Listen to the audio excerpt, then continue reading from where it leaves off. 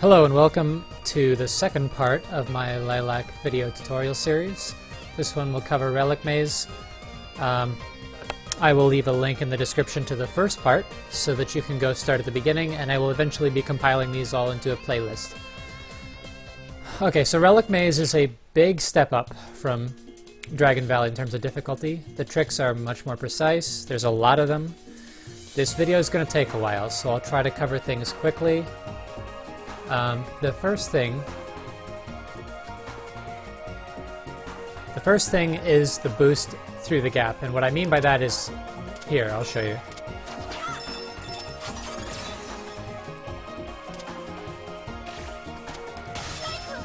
This boost right here. Boosting through this gap is crucial. It gives you speed for the remainder of this section, and getting here and being able to boost requires meter. So, how do we get that meter? You see I'm already doing one boost before this. There's a boost. Now my meter is slowly recharging as I'm walking right, and I want it to reach full just as I'm about to boost through the gap. Like that. My meter just reached full as I was about to boost. So how do I do that? Well, it's the first boost's position that matters here. For specifically its horizontal position.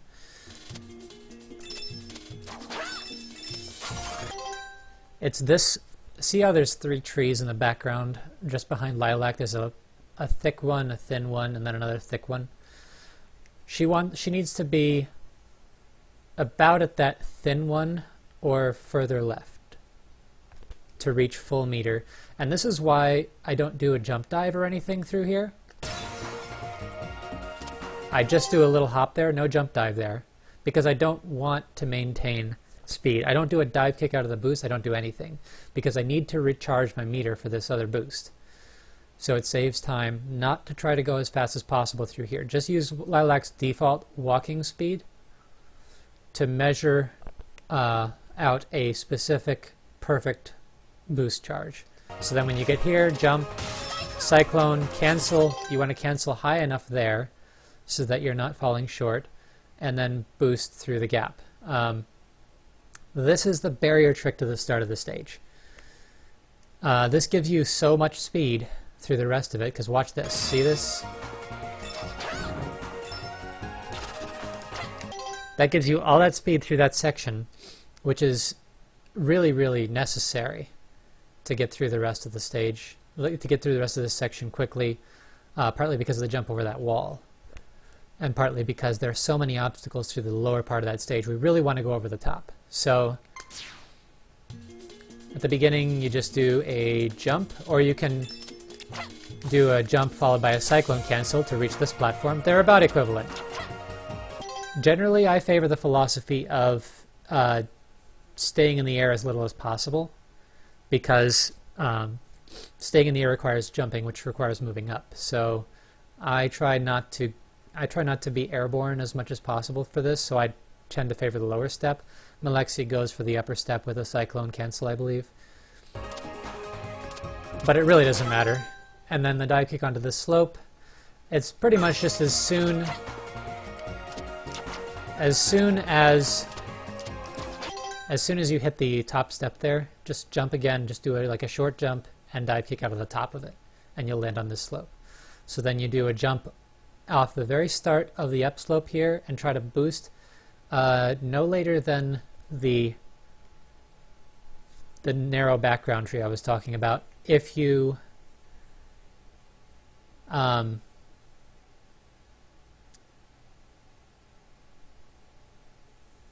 it doesn't matter how much height you get here. I mean, height is kind of important to get over the ledge that's coming up. The key is that the slope here will give you just enough height at just the right distance. And when you first start out, I would say pull this back a bit. Like, don't try to cut this as close as possible, because you will kill a lot of runs, and you really don't need to be practicing getting getting this boost as precise as possible so you waste as little time as possible. It's okay if you cost like a fraction of a second here. You really, when you start out the stage, you have to be practicing this gap boost. Okay?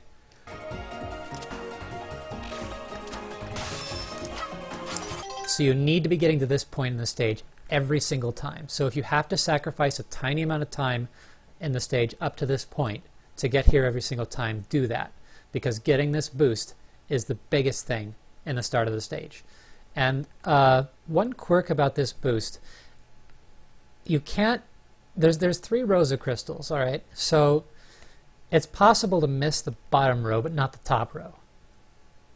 You can miss the bottom row by being too high. If you're too low, you'll just bonk. If you're low enough, if you're on the bottom, if you're on the bottom side of the success window, but you're still not going to bonk, you're going to go through the gap, then the ground will catch you, the grass there will catch you, and will push you into the upper crystals. So you can go over the bottom row, but you can't go under the top row here.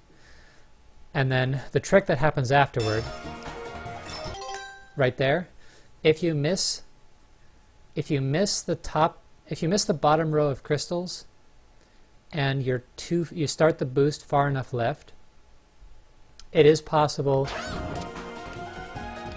to fall down here. It's possible to miss this short. So as long as you boost on the mid to low side, try not to boost as high as possible, or just get closer to the gap. Like, okay, get back there.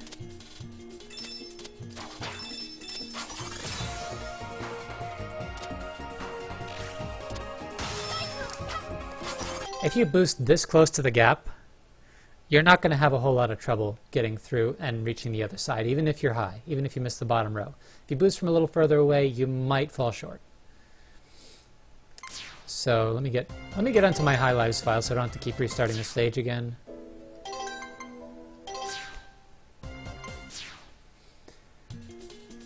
Alright, so start of the stage.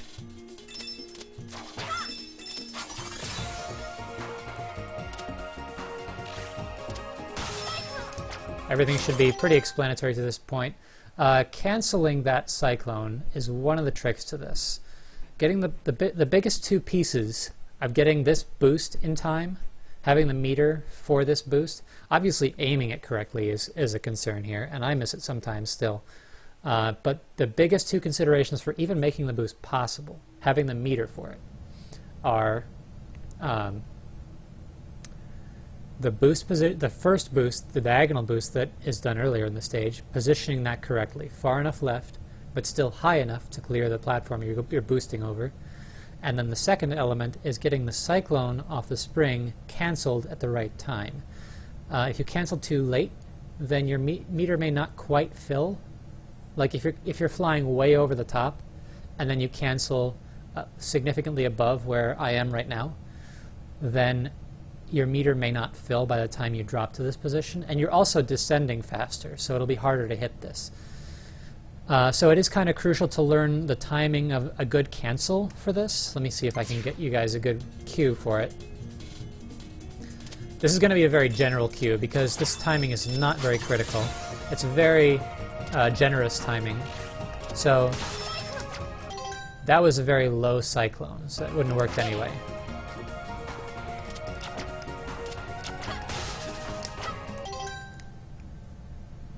Let me look at a background cue maybe. I don't really use a cue for this, I go by feel.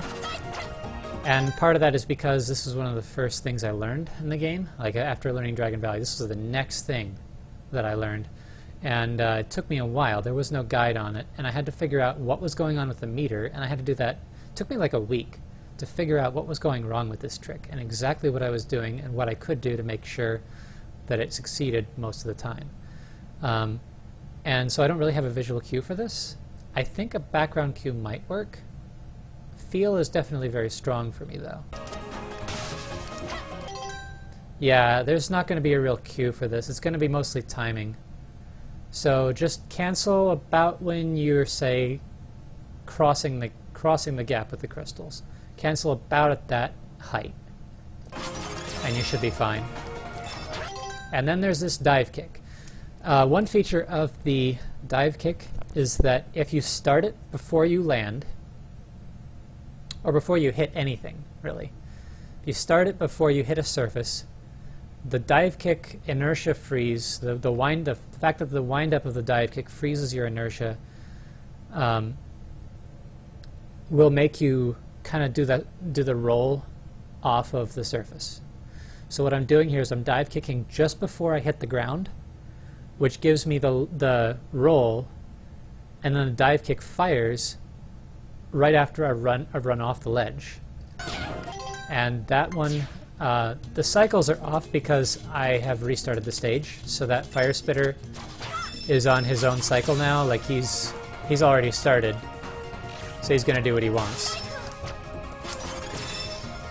And the cue for this is also going to be largely based by feel. A large element of tricks in this game when you're moving this fast is that stuff is just coming on screen too fast for you to be able to watch for unless you have a really good idea of where everything is spatially. Like you have a good idea of how far off the screen something is and how quickly it's going to be coming toward you. And the dive kick cue for this is about here. See the upper platform and the lower platform, and I'm between the two, and there's some dark bricks in the foreground between those that are not a platform. You want to be on or just before that when you hit the B button to do the dive kick. Whoops. Okay. I meant to try to do a move out of pause there, but ended up with a restart instead. So the dive kick cue is right there. And this is once you're getting the gap boost, practice this part a lot, because you really want to be hitting this without hitting the fire spitter. So you need to have the dive kick timing correct here, or you're going to lose all your speed instantly because you're going to get hit. You're either going to dive kick too early, in which case the dive kick does not fire after leaving the ledge, it fires too early, and you wind up running into the fire spitter's spout, the actual physical object. And if you dive kick too late, you get a ground cyclone, which is going to run you into that thing as well. There's also ways to run into the fireball. That happens much less, though, than running into the actual spout of the fire spitter. If you do the dive kick correctly, you should continue running through here with enough speed to jump off this ledge. And a cyclone jump is not necessary here. You can reach the top easily without a cyclone jump.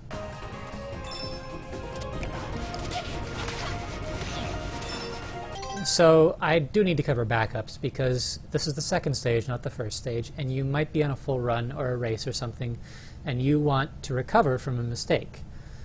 You've missed the boost and bonked, or you've boosted and missed the bottom row of crystals and too far to the left and you fell short, or you missed the dive kick. One of those things. So each mistake has its own recovery. For the boost through the gap, just fall back down to the spring, cyclone off it again, and boost. If you bonked, you have meter. So just fall to the left, get back on the spring, and do the gap boost again. Do it correctly. So that one's easy to recover from. You lose more time, but it's pretty simple. There's only one thing you can do. Then if you fall short of this, the best way is to jump, cyclone cancel through there, and then boost from about that arrow, the arrow in the foreground, which will, you know, you can boost left of there. Like you could boost like right here.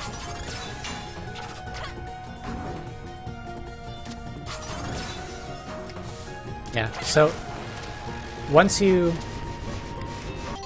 crown this ledge, then you just do an air boost to the right and do the cyclone jump normally. So that covers for missing the gap below. If you have already boosted and you've done the dive kick through here, that's like worst case scenario. If you miss this dive kick, because your meter is dead, because you just boosted. So if you miss this, this is a bit more catastrophic. It means you're going to have to like pick up a few of these gems and then boost. That's really all you can do in this section with a mistake. If you fall short, you have to get to this position and boost. If you miss the dive kick and crash into the fire spitter, then you have to grab a few crystals and boost. And if you miss the boost through the gap itself, then you have to go back down to the spring up with the cyclone and boost. Then the jump here, like I said, you don't need a cyclone jump. Cyclone jump is slightly faster because you go up faster. One thing about routing this game is similar to routing just about any 2D platformer, is identifying when the goal is horizontal versus vertical. So am I trying to move left to right, or am I trying to move down to up, or up to down, or right to left? What's the axis I'm trying to move along? What's the limiting factor? In most cases in a left to right platformer, it's going to be horizontal left to right goal. In this case,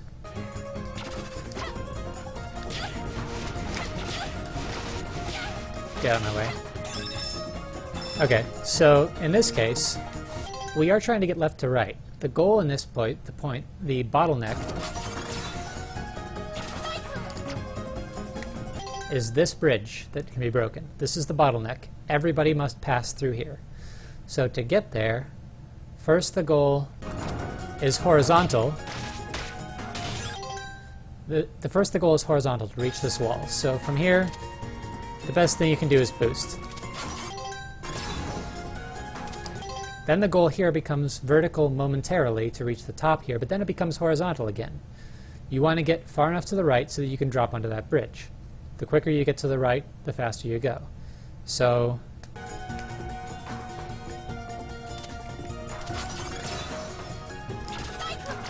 the quicker you can get over that, the faster you can go. The quicker you can make contact with this bridge, the faster you're going. So it is possible, but difficult, to drop after the cyclone jump directly onto the bridge without hitting the step. Like this. And you have to come from just under the ceiling to do it. It's slightly faster. This is not an important strat, but it is a factor if you're trying to get an IL run, for example. If you're trying to beat someone's time and you're to an optimized level, you would want to add this in. It's not really that important, but being able to drop onto this bridge accounts for maybe 1/5 of a second, I want to say. Okay, so you got to do 3 small hops on the bridge. And just hop, hop, hop. I'll restart the stage so we have a fresh bridge.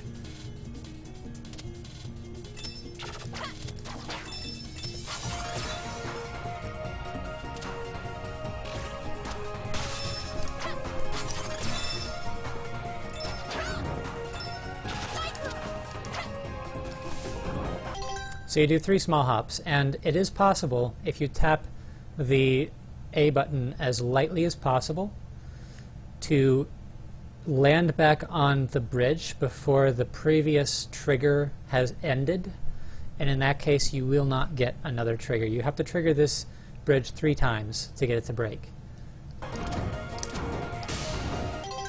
And if you jump too low, then you see how the bridge is flipping around every time it releases one of these crystals and gets weaker. It will still be flipping around when you land back onto it. It's possible to do that. It's possible to have a short enough jump. So that's not really important yet, but it will be important for you eventually.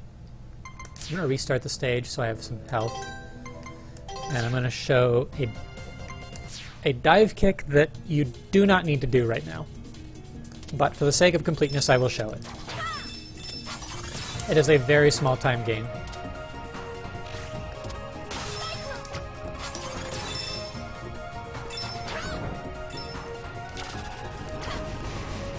If you're traveling, important thing about dive kicks, if you're traveling downward when the dive kick fires, you will immediately be accelerated to maximum falling speed. You will hit terminal velocity instantly, which is part of the reason it works so well on hitting slopes. For the same reason, if you're already traveling down here, you can get a dive kick which will drop you faster, and it's not necessary. There is a Q you need to hit here for a boost, and it will blow you past the queue faster. So the frame window for this boost that's coming up is going to be much smaller if you try this dive kick. So I would only add it in after you're already confident at just about everything else in the stage. You can just fall from that and you'll be fine. Then you want to boost to the right. And the idea here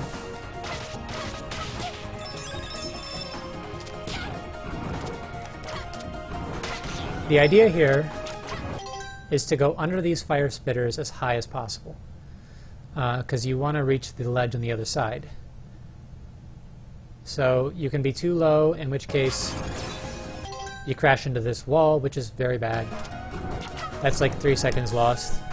You can be too high, in which you bonk against these things. So you want to strike a medium there.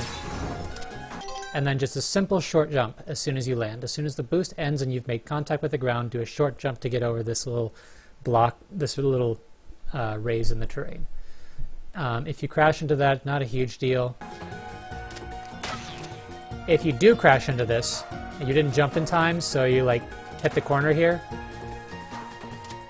there's a downslope right ahead here that will let you gain a small amount of speed and a tiny fraction of time going into the door. This is a backup strat where you can just do a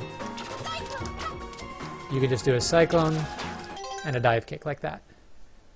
That one takes a little bit of practice, and it's a backup strat, so you shouldn't need it if you're doing everything else correctly, but it's there if you do. Entering this door, the best time we've had is about a 20 seconds flat. No one, as far as I know, has achieved a 19 yet.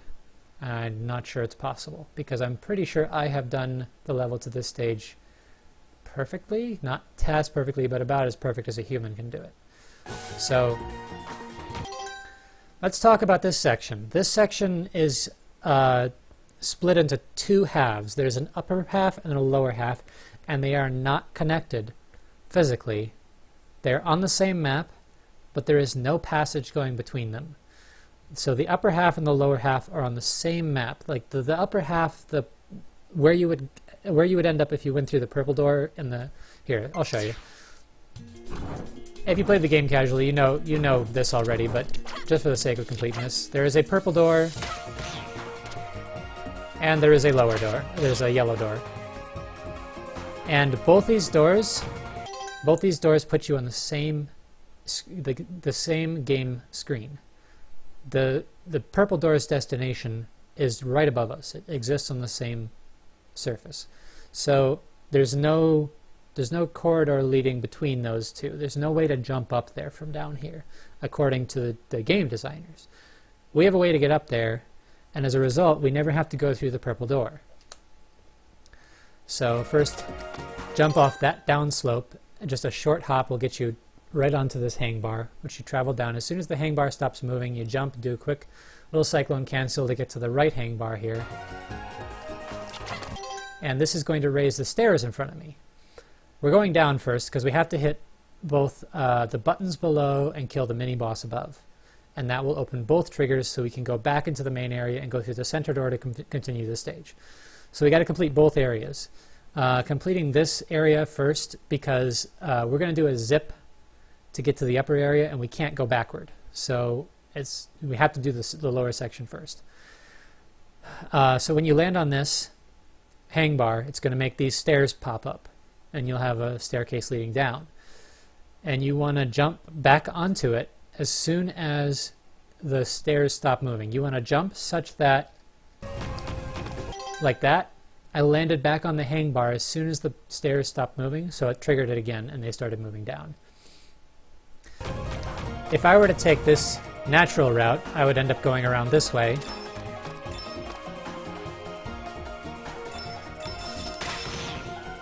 And then down here. So that was the same set of stairs. So it just switches between the angles. Sort of like the water temple in Twilight Princess, how that set of stairs rotates around so you can get between different floors. You have to kind of circle around to get back through them a different way. This operates the same way. So I could just continue here, but there's a faster way. We don't have to go around this loop, because it can do that. So if you trigger the stairs, like the stairs are open to me right now, I could go down.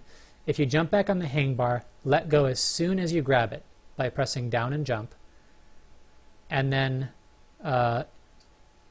letting go of the hang bar in that amount of time allows you to drop through the stairs as they're collapsing in front of you. Like that. This is a very easy trick to do. Requires a little bit of timing, but it's not hard. The only thing about it is, because here, if you're holding down D-pad, you will not grab a hang bar. But if you aren't holding down, you will. So in order to do this, you have to jump onto the hang bar, then as soon as you grab it, press down and jump together. You can't be holding down when you start this. Alright, so this part, this is the S-curve transfer jump. This is difficult. The ideal way you want to do this is by, when you drop down here, when you drop through this... I can't go around here, can I? No. Okay.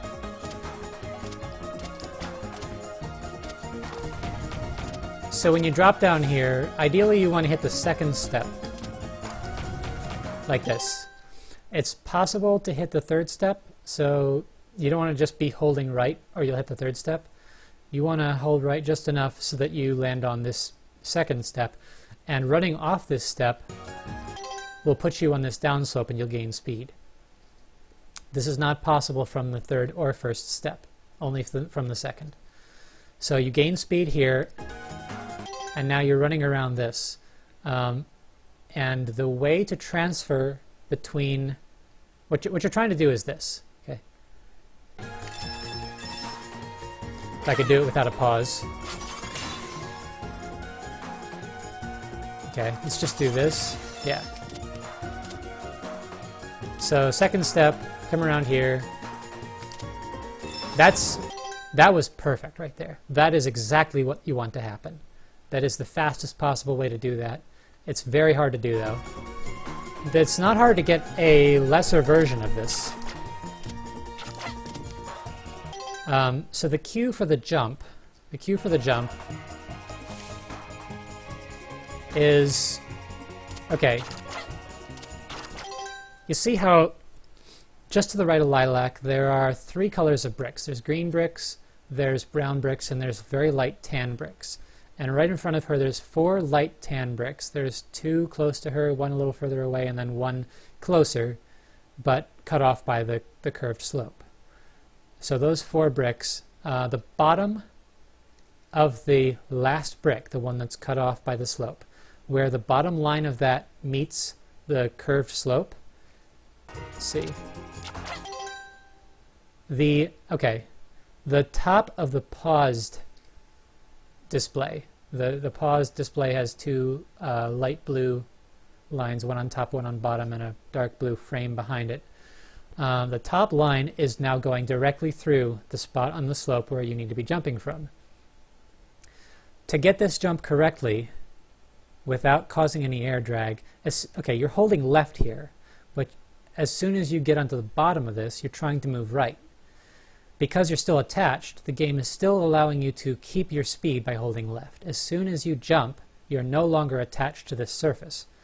And if you are still holding left when you jump, now you're instantly, on the first frame, you are getting leftward air drag. You're turning around midair, is what's happening. Not really air drag, you're turning around. You're starting to decelerate. So the way this has to happen is you start holding left, you run around this curved platform, and then in succession, you let go of left, jump on the cue point, and then start holding right. Those 3 things, and they have to be very fast together. Airing to the right, airing late is way worse than airing early. Okay, what happens if you air late? This happens, and you lose everything. All your speed is gone. If you air early, you get this, and you just keep going. You lose a little speed, no big deal. You maybe lose a second or 2. Losing all your speed by going the wrong way around, that's more like 3 seconds. It's pretty harsh. So when you're starting out this, I would err early. I would try for like a queue right here on the actual the tan brick itself, not on its bottom line. I would try for that queue. You're going to be moving fast around here, so the queue is going to be difficult to get. So once again, what that looks like is this. That was the basic version, not the fast version. Like I said, it's really, really hard to get the fast one. If you're not comfortable with this, it's not too much of a time loss to do this instead. If you're too afraid of missing that other queue late, this is about a half-second loss, I think, to do that boost. You get most of the speed that you would normally get. You just have to take like a half a second to set it up. So you're going to be running from there through this tumbler and dropping onto this breakable bridge. If you got everything correctly, you're traveling fast through here, you will immediately be able to jump to the left. And this is all feel-based. Like, you're going to be holding left briefly, jump slightly, and then dive kick onto that slope. That takes practice. If you do that, you will go under the fireball as it passes. Or no. If you do that, you will be able to hit the wall and the button at the same time, and I recommend hitting the wall for a reason that will become clear in a moment, and turn around and get under the fireball before it fires, if you have the speed from the slope. If you don't have the speed from the slope, it's still possible to get under the fireball on the return trip, but you have to go very fast to do so. Okay, so why I recommend connecting with the wall. Because accelerating from a guaranteed pixel position. Okay, the wall sets Lilac's pixel position exactly. So now when she turns around, she has a guaranteed speed by the time she reaches the queue for the next boost, which is exactly at this corner. If I move right at all, Lilac is starting to slant upward. You need to start the boost as soon as Lilac, just the frame before Lilac starts moving up here. It's not one frame window, but it's pretty tight. That was early. I didn't have meter. And that's what'll happen. You want to go through that. There are thankfully alternatives to this. There's a few of them. Okay, that's the really fast way. It's also hard. I recommend it for IO attempts. Sometimes I don't even do it for a full game run. So what you want to do, you can be here, which is just between the foreground pillar and the edge of the platform. About here will work. Now I gotta reset the platforms.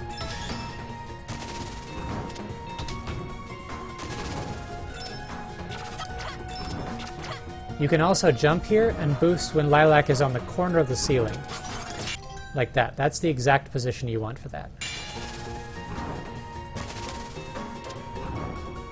And if you fail all of that, like if you fail any of these variants on boosts, I would not even try for the boost again because you will have run out of meter and you'll have to wait for meter.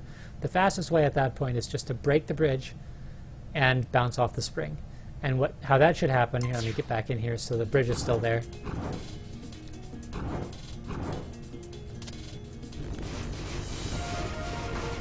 So once again, jump off the downslope with a short jump, jump cyclone, jump back on and drop.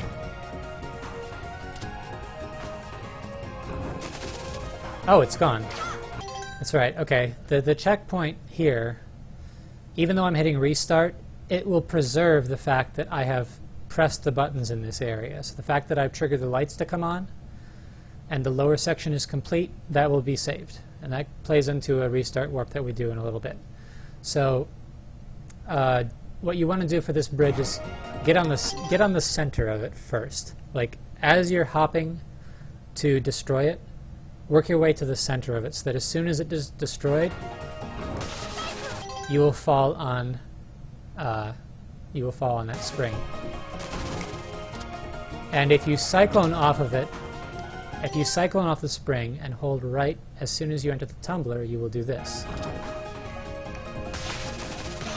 Well, not quite. You'd actually get to run all the way over to this spring and bounce backward. Anyway, no matter how you get through there, you will just bounce off the spring after hitting the button, come back through the tumbler, and as soon as you leave the tumbler, do a dive kick, which will put you on top of this button. And it would work even if, you know, I hadn't pressed everything and the blocks and the crystals were still here. Now comes the tricky part, and this is kind of crucial because you'll lose some time if you don't do this, is to get into the tumbler and boost while you're in there before you start rolling. So you have to do it in the upward facing part, like this. And getting into that gap is not easy, takes a lot of practice. If you can drop into there and do the boost, fine. When you start out, don't do the boost prematurely. Please don't. Because if you boost outside the tumbler, you burn all your meter, and then you just have to go through the tumbler slow. It costs a lot of time. So if you just have to go through the tumbler itself and don't do the boost, I would do that to start with. But if you can drop into the tumbler and do the boost, and you want to aim down left when you boost, I don't know if that makes a difference. It's just what I've always done because it's what comes naturally. It's the direction you're facing. So then what happens here is the boost starts, and immediately the tumbler grabs Lilac and she starts rolling, which cancels the dragon boost but keeps all the speed you got from it. So you get a free boost and you immediately get all your meter back, which allows you to do this, which negates all the slowdown that would come from going up and running along a ceiling and going up again. All that slowdown that you would get if you were just running through there, you can negate that with the boost. Yes, Flying Cactus, this will be a Twitch VOD and also a YouTube video. There's already a video out for Dragon Valley. So you want to do this boost. If you got the boost in the tumbler and you're walking left and you want to go up like I just did with the boost, you want to do the boost about when you start going up the left wall here. And if you do that all correctly, you can cyclone jump off of this.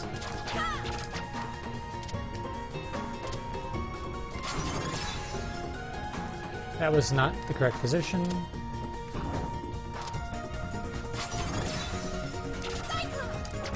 And reach the ladder. One thing about ladders that is not even mentioned on the knowledge base, if you're moving too fast horizontally as you grab a ladder, you will swing around it. Let's see if I can trigger it to happen.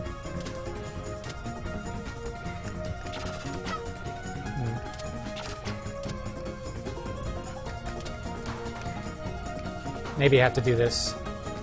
There's probably a better place to show you this. Anyway, to cancel the swing around the ladder animation, just hold opposite the direction you were coming in. So if you're approaching the ladder from the left and you're going too fast, just hold left as you hold up, like at the same time. As you press up to grab the ladder, also press left, and you will cancel that animation, which saves like a non-trivial amount of time, number of times you have to grab a ladder in this run. So if you cyclone jump up to there, then you press up to grab the ladder at the same time as you press left, just to make sure you don't get the animation. Cyclone jump is not necessary. If you're going fast enough through here,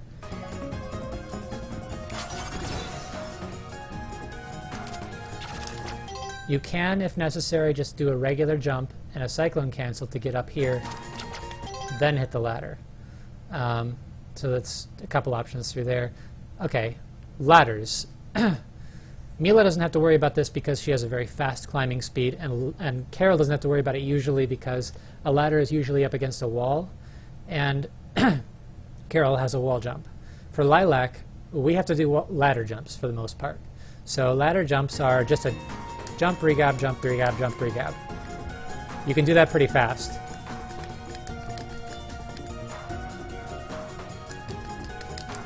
And it's definitely a learned rhythm, so practice that. Malexi likes to jump out of the top of a ladder like this. Not really too big a deal. Not really too big a deal whether you do that or not. So, okay, we're up to here in the stage. This is a bit interesting. Now we're going to do the first zip. This is an easy one, so warms you up to the idea of zips. And it's just like the hang bar drop that I did earlier, except you add in an upward cyclone. So as soon as you're below the stairs, as soon as you've passed off the right side of this platform that's below me and under the stairs, they'll be moving down into you. You just simply do an upward cyclone. So you do have to let go of down. I'm not sure if that matters. You might be able to do just an air cyclone, but it doesn't cost you anything to let go of down. So just drop this like you normally would, and then do a cyclone under the first stair as it's coming down on you, and you will zip. Cancel it as soon as you get into the wall, so that you'll have the meter when you get to the top. Like that. That's really easy to do. You just drop the hang bar, cyclone under the stair, and cancel it as soon as you get into the stair. And then you get zipped up through here. Now we're traveling to the northern half.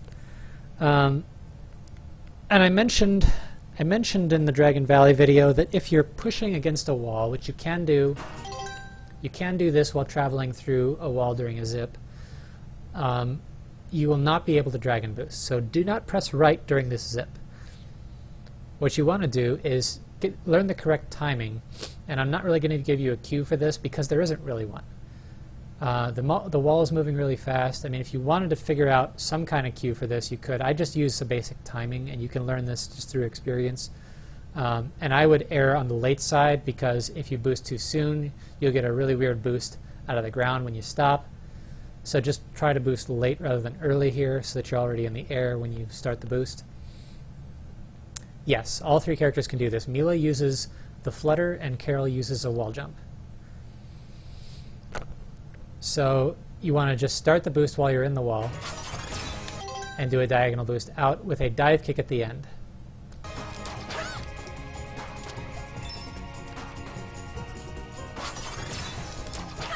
Like that.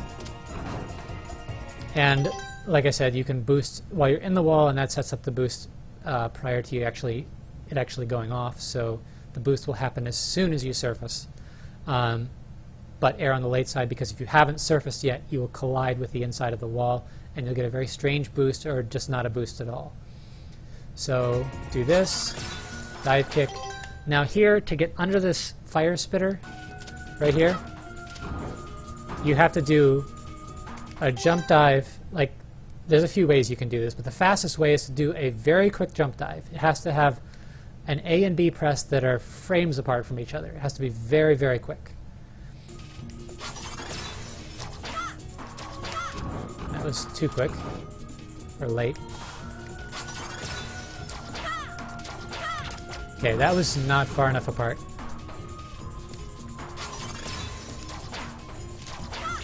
There you go. And the cyclone that you do under the second spout will carry you all the way to the ledge where that bat is. The other way to do this, which is slightly slower, is just with basic jumps. I mean, you just find your way up to this platform somehow. There's lots of ways to get through here. Just figure out a way that works for you. Learn the fast way eventually. So fast way, once again,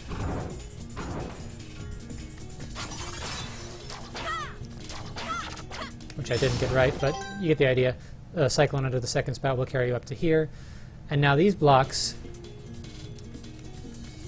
do exist because I haven't triggered the bottom section switch. Now this is interesting because the visual of the blocks is going to be here regardless. The reason these blocks are solid right now is because I haven't killed the mini-boss that I'm supposed to kill to the right of here, the one you can see at the edge of the screen. And I also have not pressed the switch in the lower area. Because these areas are treated as the same area, the upper and lower ones, and they each have a trigger, you can use the trigger in the one area to clear the blocks in the other area. Right now I can't get through these, but if first I go to the lower area,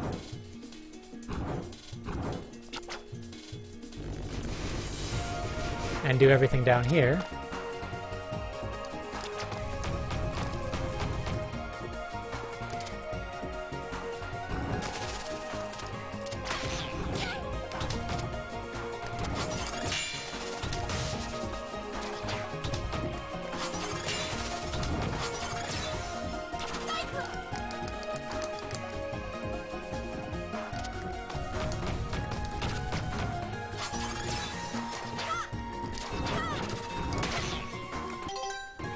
Oh, what? Okay, this must be because I'd never tried this in this particular way before. So it must be that I had already triggered the lower area, so it can't be triggered again, and the blocks have respawned, and now they can't be despawned. So I am going to have to go through the beginning of the stage. So let's use this for a recap.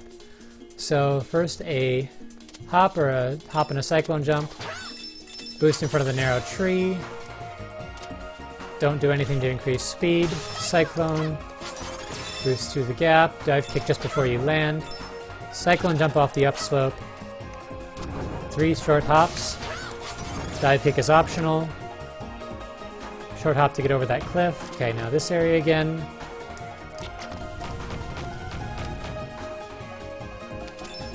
That was late.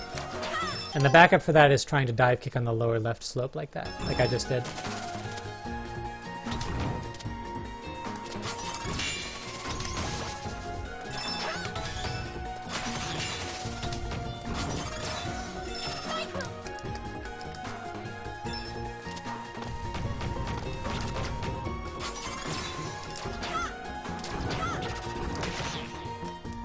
Now I can walk through these. The visual is still there, but because I triggered the bottom area switch, these blocks are now immaterial. They've been despawned even though crystals did not appear in their place like normally happens with these kind of blocks. And I can walk through the boss area backward, which saves some time. And also because I'm entering the boss area backward, the boss is not going to trigger as soon as I enter the room. As a matter of fact, I can go up to here and the boss doesn't even trigger, which is what you should do. You should jump with the cyclone cancel up onto this. If you fall, just jump back up and do this. Now, there is a vertical trigger for this boss to start moving. It is just to the right of me. It's on the other side of the block. And if I hit that, the boss will start moving. I want him to move into position to be hit by this block as soon as he stops moving. So I waste as little time as possible. What I do for this is push the brick. Okay, see how the platform underneath me is made of 5 bricks alternating brown, tan, brown, tan, brown. And the block is over the middle brown brick. Well, if you push the block just to the right so that the left edge of the block has just crossed the seam for the left edge of that brown brick, like this. Just about that much. That gives you about enough distance so that when you return to pushing the block will reach the kill point for the boss the same time the boss does and waste as little time as possible. Now you just want to do a jump over the block and cyclone cancel backward so that you land on the left side of the block again. And the boss is hit by the block as soon as it reaches its stopping point. You can even do this a little earlier so the boss is hit, like the block lands on the right side of the boss's hitbox. But any way you do this, like killing the boss with the block is ideal, and you want them to reach this point at the same time. So now the boss is dead. As soon, and this is just a timing feel, as soon as the crystals have appeared instead of the blocks and the boss is fully exploded and the little crystal noise that you heard, all those things happen at the same time, and that's when you want to pause and restart. As soon as the crystals are visible there, you can safely restart because the boss trigger has happened. Now that we go back, drop from here and boost under the platform in front of you, the one that's off screen. See the one next to the ladder, boost just under that. It's a pretty wide window, don't cut this too close. Hey Ned. And now both the doors here are gone. So we've done the upper and lower halves successfully, and both the doors are gone. Jump up here. I recommend just a basic jump there. I don't think a dive kick really saves time there. Now Lilac is locked into the cutscene, and we have to wait for the train. There are also a few checkpoints I should mention here. So if you're practicing, the entire first screen up to the door, that's there's no checkpoints until you reach just before the yellow door, and then there's a checkpoint that I was warping back to. We do that restart warp after the block boss so that we don't have to backtrack. So that's where the checkpoint takes you. As soon as you enter the center door that I just entered, and you're on the same screen as this cutscene trigger, that's another checkpoint. So now you can practice the train from there. You have to watch this small cutscene each time. Lilac is on rails until she lands from this cyclone. Lilac is on rails. You don't have to do anything. As soon as you land, you're going to be holding right, and you want to jump. You want to run off the first car and the crate there, and you want to collect like 2 to 3 crystals and do a short-ish jump. Not as short as possible, but you kind of got to gauge it. Or wait, no, I think you do a full jump here. Yeah, if you do a full jump after picking up 2 or 3 of those crystals, you will land on top of this crate and be able to run off the mine in front of you. Then you do another jump just before walking into those mines and do a cyclone cancel, which puts you right here and over top of that flamethrower. So that's all you do for the train. You just walk off the first car, jump after picking up 2 or 3 crystals, full jump, run off the crate and the mine, jump just before you run to the next few mines, and cyclone cancel in the air to reach the last car before the engine. Now you need to just walk forward and drop and do a boost at the right height. If you're too low, you will attach to the ground. That's the less bad of the errors. If you're too high, you will trigger the boss cutscene. So this is about as high as you can be, okay? You want to hit the middle of this. You want to be a little lower than where I am right now. Otherwise, you may trigger the boss by accident. So shoot for like about even with the top of the wheels, or maybe slightly higher. Just about half the distance from this to the ground is about where you want to be. But Lilac is exactly even with the beds of the cars, and you cannot be any higher than this. So you want to boost to the right. As soon as you land, you want to jump and do a cyclone cancel, and the cyclone and the kick for the cancel will both hit the train core, if you're not coming out of a pause like I just was.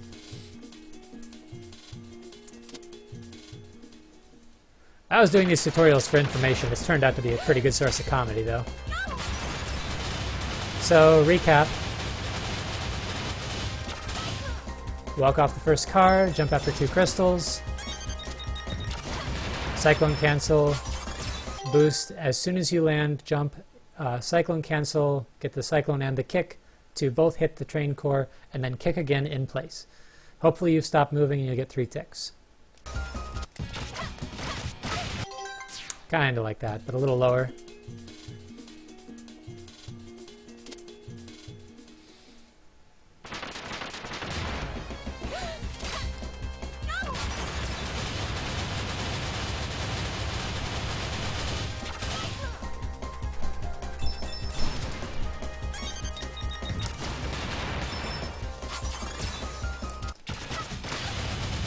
Like that, except slightly higher so that you can land on the train car itself. Because you want to be standing here when the train stops. Let's try that again.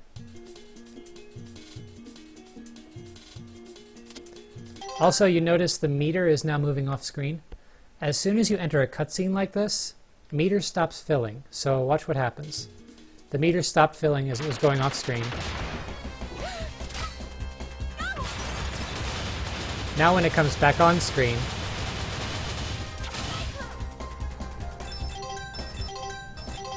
oh, it's empty. Okay. Yeah, cutscene boosts consume entire meters in this game. This will be important in a few places, like Robopanther, Lilac boosts to get away from him. That's in the next stage, so you can't use a boost right after that.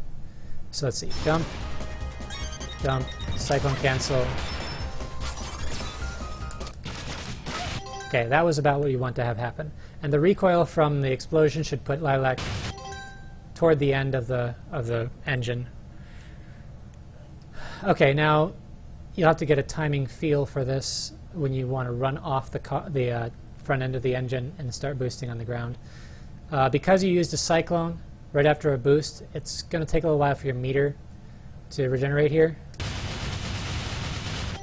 Meter is nearly full. The screen is now going white, so get to the ground. And just hold R, or hold C so that you boost whenever you can, as soon as possible. Then you want to do a jump dive off the second downslope and delay the dive kick so that it will strike the elevator. Like that. You can do that a little more cleanly than I did. That's really easy up to this point. Okay, now this restart queue. There's a few ways to get through this part, but the fastest way is with a restart. See how the walls are now changing color. And there are also, okay, the elevator itself that Lilac is standing on is aligned with a dark mark in the left wall, a large dark part of the wall. That's right in the middle of the color transition. There's going to be two more of them. Right here, right there to the left of the elevator, and another one below. This one is the first one where the wall is entirely blue. And the second one, after the wall becomes entirely blue, this one right here, this is where you can restart. You can actually restart slightly earlier than this and be fine. But use this as your cue because it's so obvious. This is the visual cue. You can also use an audio cue. Technically, the position where the restart will put you forward into the cave instead of backward to before the train is when the music changes. But the music here fades up. So you could rely on the music, but you're relying on an inaccurate fade up. Here how the music just started fading up. So having the visual cue allows you to do the restart before the music is even audible. So when you restart, it'll put you here. And you immediately start moving right. Now, on the floor are a bunch of crystals. Lilac starts by standing on a purple crystal. You see it below her back foot there, kind of a fat, short crystal. There's two more purple crystals in front of her. One that's between the S of resume and the S of restart, and one that's right behind the M in resume. You want to do a short jump, kind of a mid jump actually, not really a tiny jump, just after that third purple crystal. And then you want to do a dive kick onto the slope. As soon as you strike the slope, you want to do a jump, a cyclone immediately, and while you're in the cyclone, just before you hit the pickaxe, you want to tap left. This will turn Lilac around, and because she's taking damage from the pickaxe will, like, taking damage always knocks you backward. Because you're facing left, even though you can't see it because you're in a cyclone, cyclone doesn't display which way Lilac's facing, you are still technically facing left, and the game will cause you to recoil right, which is forward. So you want to do that. So here's what that looks like. Except that I didn't quite get the damage boost forward. So you want to do a jump, dive kick, jump cyclone, turn left. And if you turned left, you will recoil forward like I just did and be able to continue running. That's kind of a difficult trick. If you don't want to do that, you can stop before the pickaxe, or you can just take damage forward from the pickaxe. But there's really not a whole lot of risk to trying this. If you don't want to do probably the riskiest thing about it is trying to dive kick onto the very top of that slope. And if you don't want to do that, I guess you could just run off it for now. Mostly I want you to get some forward speed, but you will get some forward speed from jumping from the slope. Okay, so once you get done with that, you're going to fall down here. This hang bar is the start of the most difficult trick in the stage. This is really a monster, and it took us a long time to figure this one out and figure out setups for it. This is going to be a hard trick to learn. Just be resigned to that fact. There are all kinds of different setups. I will walk you through a whole bunch of them. Whatever works for you will work for you. We did a lot of pause buffer strats and investigating different animation frames and positions, very specific positions that we could boost from to make this thing as accurate as possible. And then I did some experimenting with the restart warp. Like, we used to not restart warp off the elevator because if you don't do this part, it doesn't save time. But since lives don't matter in this game, even for really a speed run, I mean, you're going to see the game over screen maybe if you do a really bad run, but that's a really bad run, you don't care. So lives aren't really a big deal. We do 4 restart warps during the entire game, and you pick up a few lives on the way, so it's not a big deal at all to do these restarts and lose lives. So restarting off the elevator is fine, and just doing the strat that I did is fine. What we used to do is wait for the elevator to get to the bottom, and then boost diagonally into the ground, which gives you a very fast trajectory to the right, and then you would do the jump off the downslope, the cyclone, and then go over the pickaxe, which will be in the rightmost position in that setup, and dive kick over it. So just do the restart, because you're eventually going to want to learn this anyway, so start learning the damage boost through the pickaxe. It's a time... It's just a total wash. You neither gain nor lose time if you do everything, including the restart warp, to this point over not doing the restart warp. But if you do the restart warp, you didn't have to boost off the elevator, so you have a full meter reaching this hang bar, whereas normally you'd only have about a half meter. And if you had a half meter, you would have to wait to get to the bottom of the hang bar, and then wait for your meter to fill, and then jump. So this strat saves about a half second to a second. And what you do is, on the way down the hang bar, Lilac is in a rolling animation right now. When she reaches the bottom of the hang bar, she will be in a hanging animation. When she's hanging off the hang bar, when she's in that sprite, you can't boost. But when you're in the roll while the hang bar is dropping down, you can boost. So I do a quick I do a pause buffer to get a good position. And the way I do this is by getting a kind of a very gradual diagonal, like about this, and then judging how much time I should unpause for to get the desired position. I want it to get flat. I want the hang bar to drop to its final position and Lilac to spend a few more frames, and then I'll be in the right place. So this should be kind of a long unpause. That was a long unpause, believe it or not. And now I just hold special, or C, out of the pause, and hold right. That was incorrect. That was an incorrect position, and the reason I know that is because, see how there's two... see how there's two slants here? 1, 2. Going through this second one, I want Lilac to be near the top, like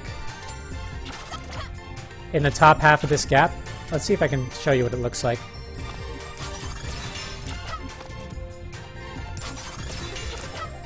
It's been a while since I've done this.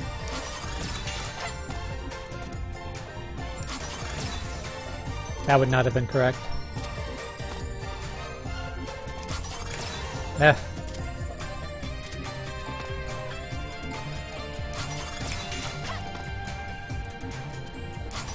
While I'm here, I think this might be right. I think I might clash against the wall.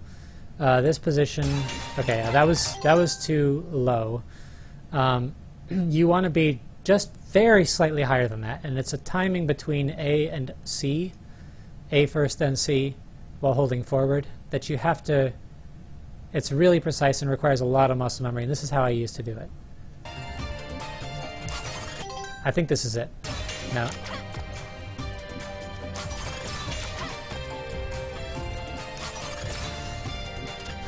I'm either early or late. Now that's late. That's late. Oh, I'll try. I'll just try to show you what the correct downward trajectory looks like.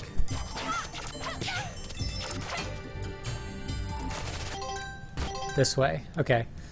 And one cue that I kind of use for this, although I don't know if it's 100% consistent, is the lower light blue line of the paused display should travel directly through the white bar on the hang bar that is behind Lilac, that little one. And right now it is dead center on that. So you hold boost out of it. That was too low again.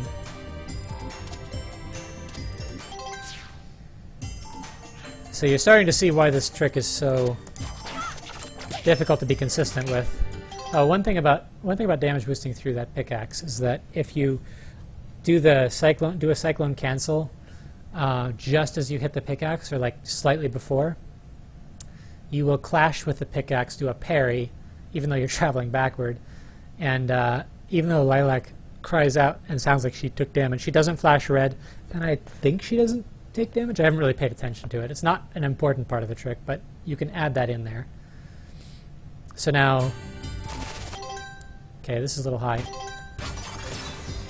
There it is. That is the ideal trajectory. See how I nearly hit the ceiling but didn't quite? You do not want to hit that ceiling, and you do not want to hit the ground. From there, you just do a cyclone on the downslope and a jump on the upslope, which I was late for.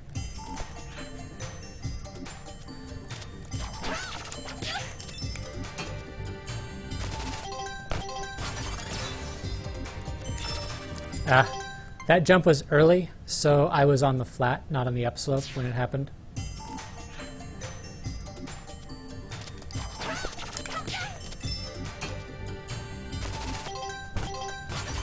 Okay, Lilac got out of her jump animation. You can still do the backup if you know how to do it, which apparently I don't anymore.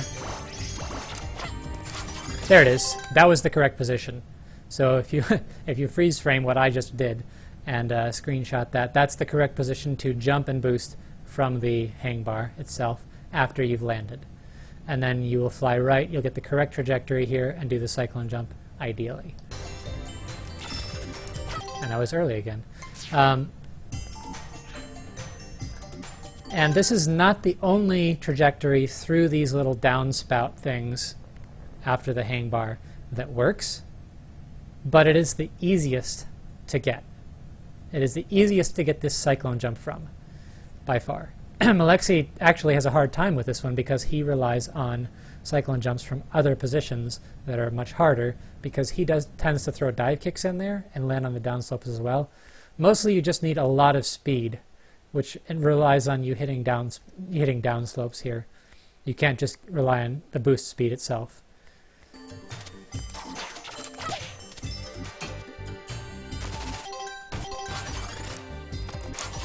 Okay, that's correct. And if you do this perfectly, you should land on the very right edge of this spring and be able to cyclone off it, and you will, like, this spring is a part of this trick for sure. Because you have to be on the very right side of the spring to miss this ceiling.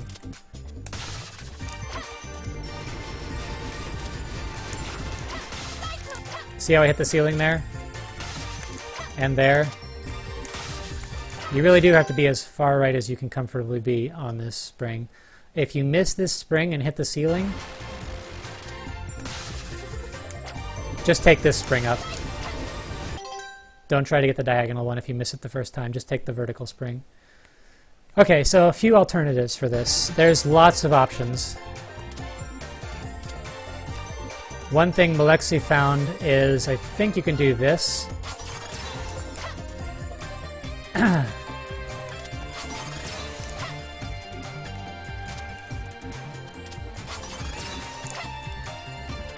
He might not have done this with a boost. I don't remember how he did it.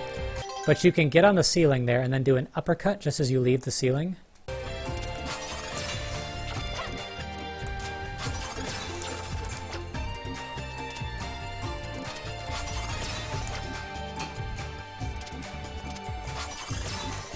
I've never done this before because it was a backup strat that he found just before the marathon. I never really had a chance to look at it.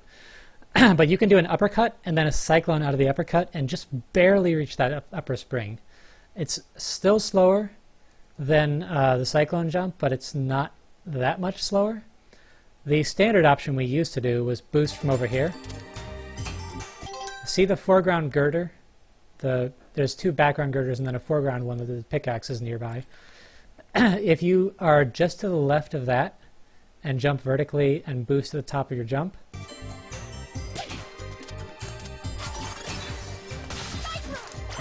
you will hit the spring exactly where you want to hit the spring and cyclone off of it correctly. This is what I recommend you do when you first start out. I recommend you use this strategy. It's very easy to set up.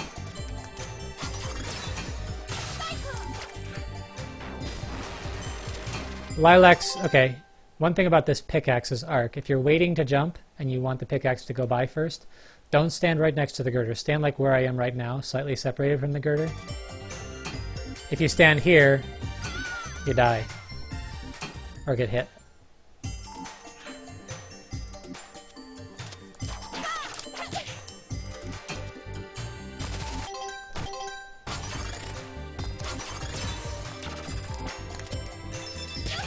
Okay, so just make sure the right side of Lilac's sprite is aligned with the left side of the girder, so that she doesn't overlap it at all.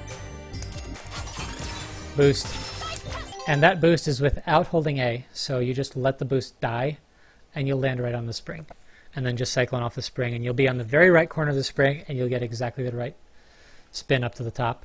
There's a few other backups for this, believe it or not. There's a lot of options with this thing. So if I get a bad cyclone jump, the right side of this area is lower than the other side. See that? I can run off that ceiling, I can do an uppercut off the edge of that ceiling, or I can even just get straight to the top there. Important thing about doing a ground cyclone for a cyclone jump is that after that cyclone has ended or been cancelled, you have another air cyclone, because the cyclone you used for the cyclone jump happened on the ground.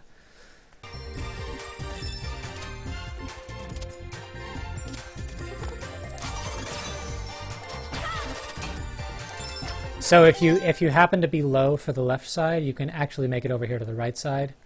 And if you're slightly low, you can cyclone in the air to get yourself a little extra height. This works for the left side as well. If you're slightly low on that cyclone jump, you can sometimes do the air cyclone afterward to get yourself up to where you need to be.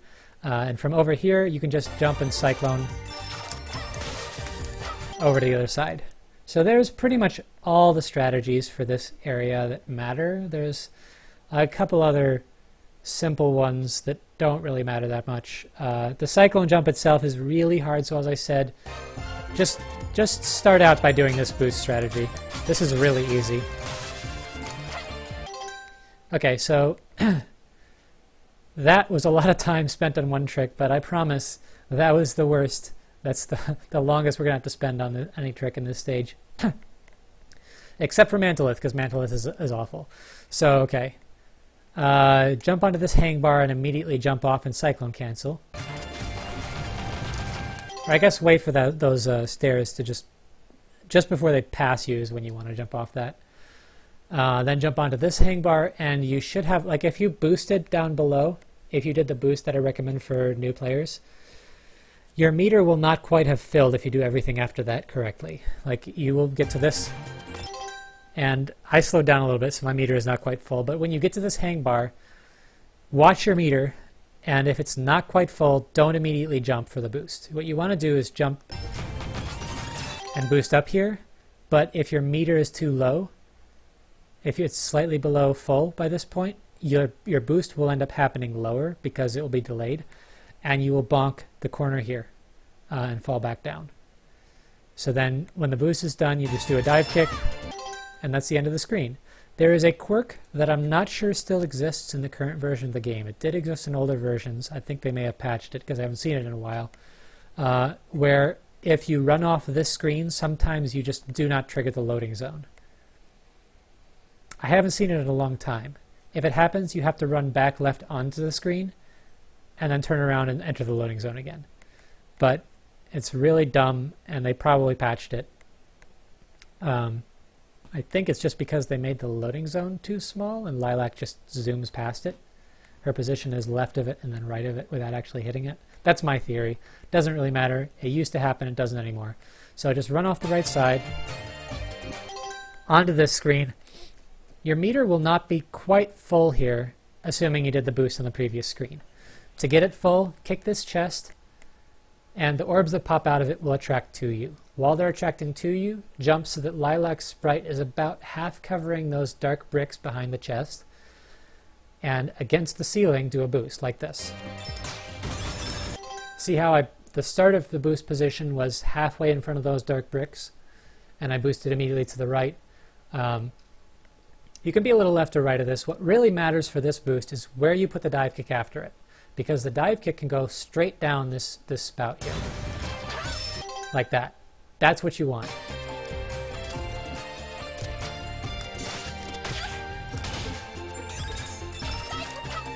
Also, I didn't mention it, but there's no checkpoint on the previous screen other than the elevator, the one on the elevator. So don't worry about the beginning of the screen here is where your next checkpoint is. So jump, boost. There's multiple ways to fail this, early or late. Early or late on the dive kick, left or right on the boost. So you won't always get this straight down the pipe. Sometimes you'll crash into a wall here or there. Just keep going. There's really no way to correct it and regain your speed instantly. And then as soon as you hit the upslope over here, do a small jump followed by a cyclone. And cancel the cyclone immediately. It's important you get that cyclone. I guess you could do a cyclone jump there and then cancel that, but it doesn't really matter. They're about the same speed. So jump cyclone through those blocks, jump over this small gap, then jump on the upslope following.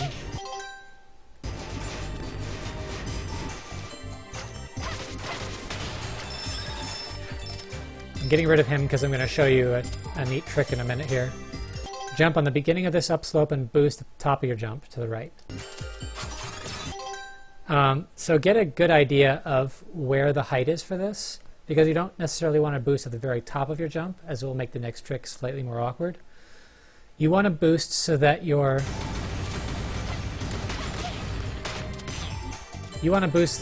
about here, maybe a little higher than this, like a few pixels higher than this.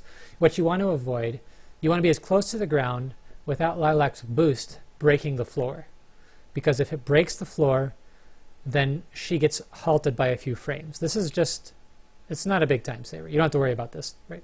Really. But if you can avoid breaking the bricks in the floor, that's just a few frames of time save. Okay, now you want to do a quick cyclone jump on the leading edge here of this upcoming slope. That was not a cyclone jump. If you want to practice this, the quickest way to get back up is by doing a ceiling run against this. You don't use meter for that. It's just a really easy way to get back up here. And then you can practice this by jumping here. And you want to cancel the cyclone about where this first pillar is.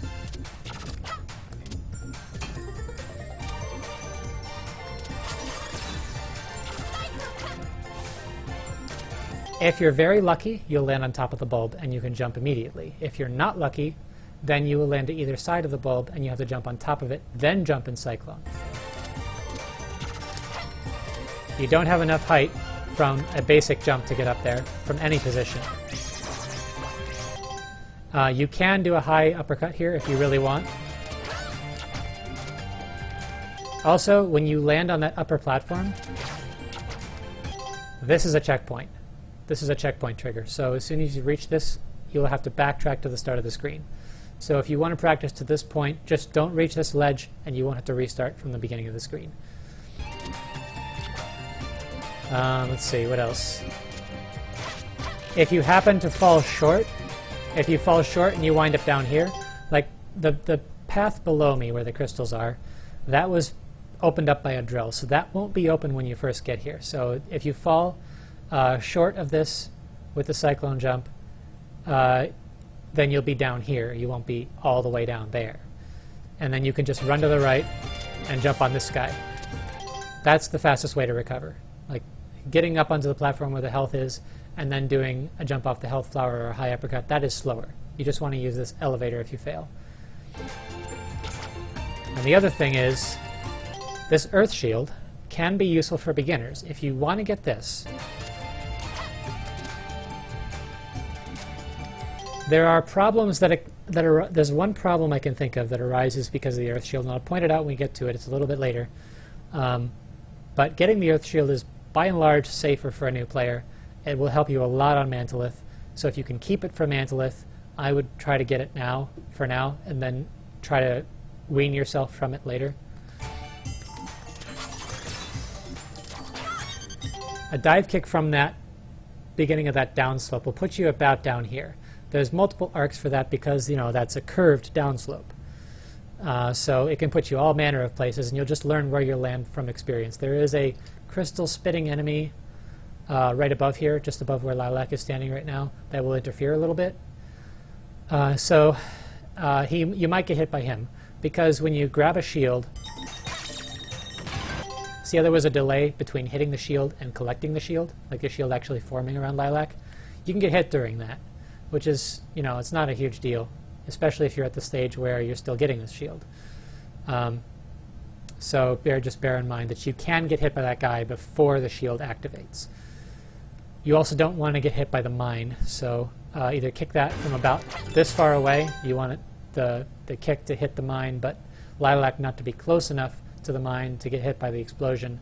Or you could just jump over it and cyclone, and then get on the hellflower and jump. So that's the easy strat. That's the one where you get the earth shield so you can get through the stage more easily.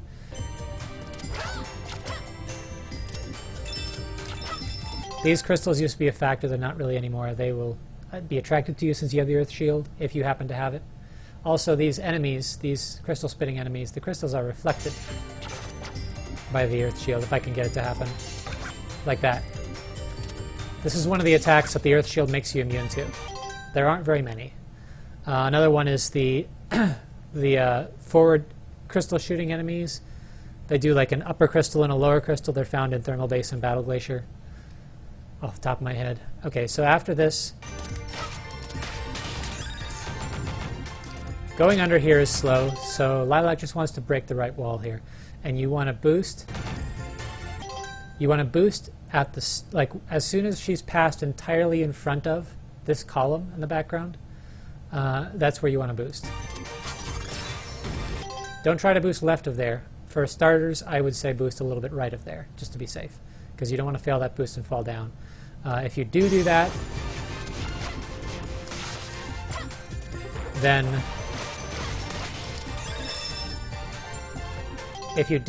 fall on this diagonal spring and just cyclone off it, and continue the cyclone until it breaks the blocks. The two ways for Lilac to break terrain are Dragon Boost and Cyclone.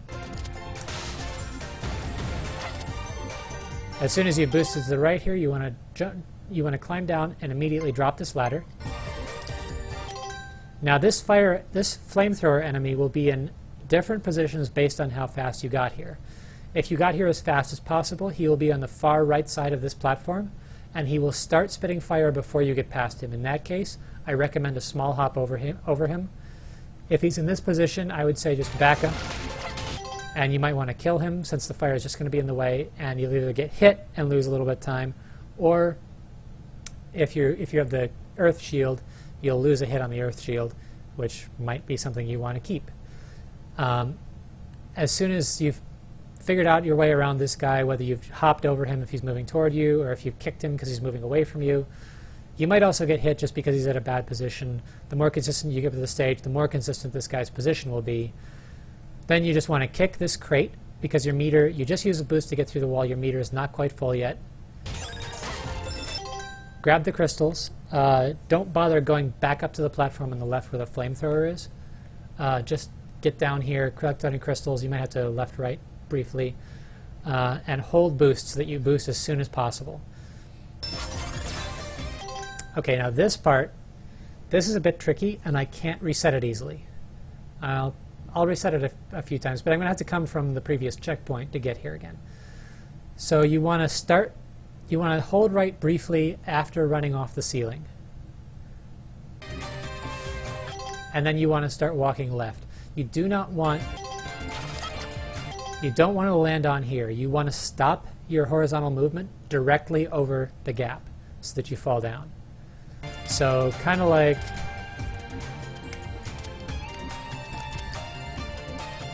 this. See how I stopped almost dead and then I walked off the edge? Be a little careful with this when you start out. Like, you'll figure out the feel for this eventually, but for now, just try to get down here cleanly. Don't worry about how fast it happens. And this is really important because of the quirky nature of trying to get the next few dive kicks, and I'll show you those. I need a proper drop for these dive kicks though.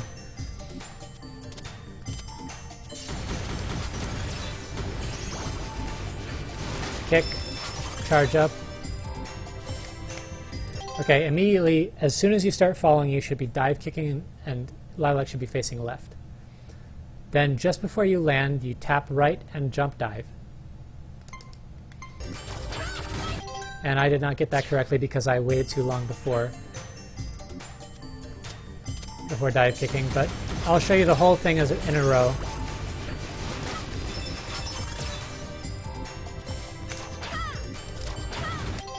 That was without turning around very accurately. If you're able to turn around just before you land and spend a little bit of time on the slope before doing the jump dive, just like a few frames, you'll get the speed from the dive kick onto the downslope as well, which makes you go really fast to the right, but you'll still go under the springs.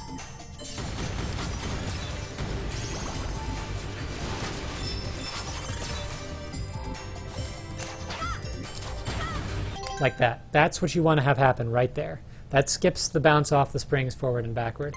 If you do not hit these, if you manage to hit the springs, the blue springs on the right side,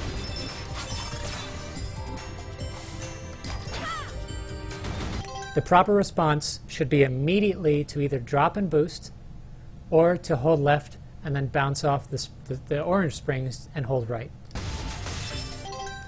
This guy is going to be a pain. If you did not get the proper routing through here, he'll be in your way. You can boost to make yourself invincible, or you can hope not to take a hit. I would recommend boosting at this point. There's nothing to lose for boosting. You're going to charge up very quickly anyway.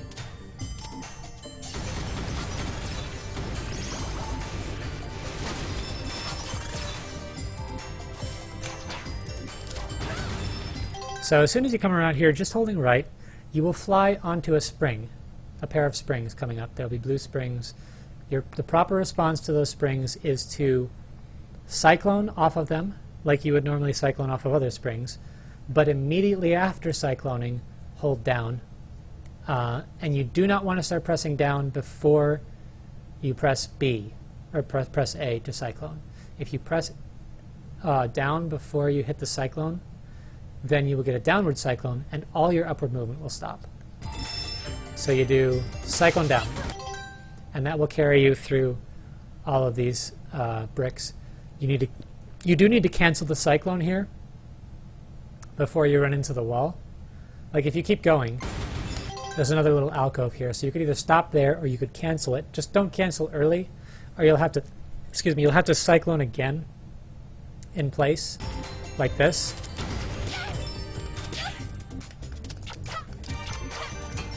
To get rid of the blocks that you didn't get rid of. And that guy, if he catches up to you, can be a pain. So as long as you keep traveling through this area, it shouldn't be too much of a problem. That whole dropping down the chute, dive kicking, and then jump diving off the slope to get ahead of the spike enemy is one of the tricks that I would say put some time into when you first start learning this stage, because it saves a lot of time if you can get that all correctly in sequence. And it will take some practice to get it right, especially the jump dive off the slope and the turnaround. So once you're through here, you just want to do a quick jump, cyclone, cancel onto this spring, cyclone off the spring, and cancel and then boost in the air. Make sure you're above the floor when you do boost. If you boost under the floor, hold A out of it so you get above the floor, wait for meter boost again. So correctly, I guess you don't have to cyclone off that.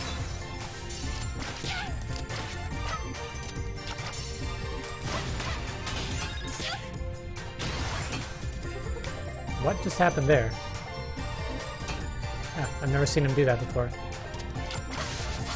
Yeah, you just want to do a regular bounce. Don't even bother cycloning, because you'd have to cancel it anyway. And then you want to boost... Ideally, you want to boost as close to the floor as possible, but starting out, I'd say make sure you're above the floor first, and then dial it back so that you're just above the floor. Don't try to cut it too close, or you'll just ram the wall below the floor. Hit the switch, turn around. Now we're in the final area of the stage. So there are two sub-areas, just like earlier in the stage, and you can go down left, you can go down right. Down left leads to the auto-scroller, down right leads to the bone golem mini-boss.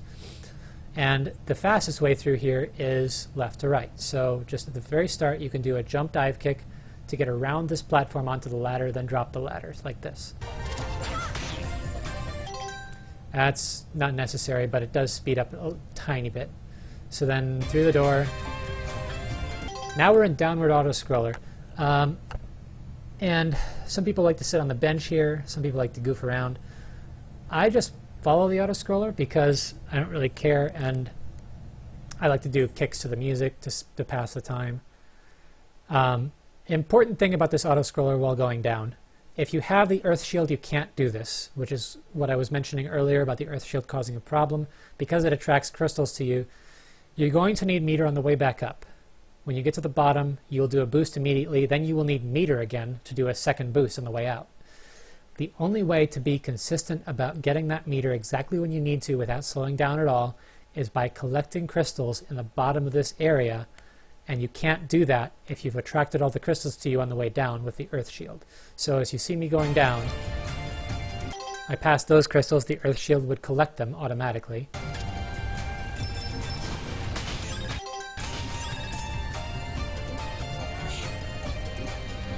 Same with these crystals, the orb that the little enemy spits out, and a few more crystals afterward.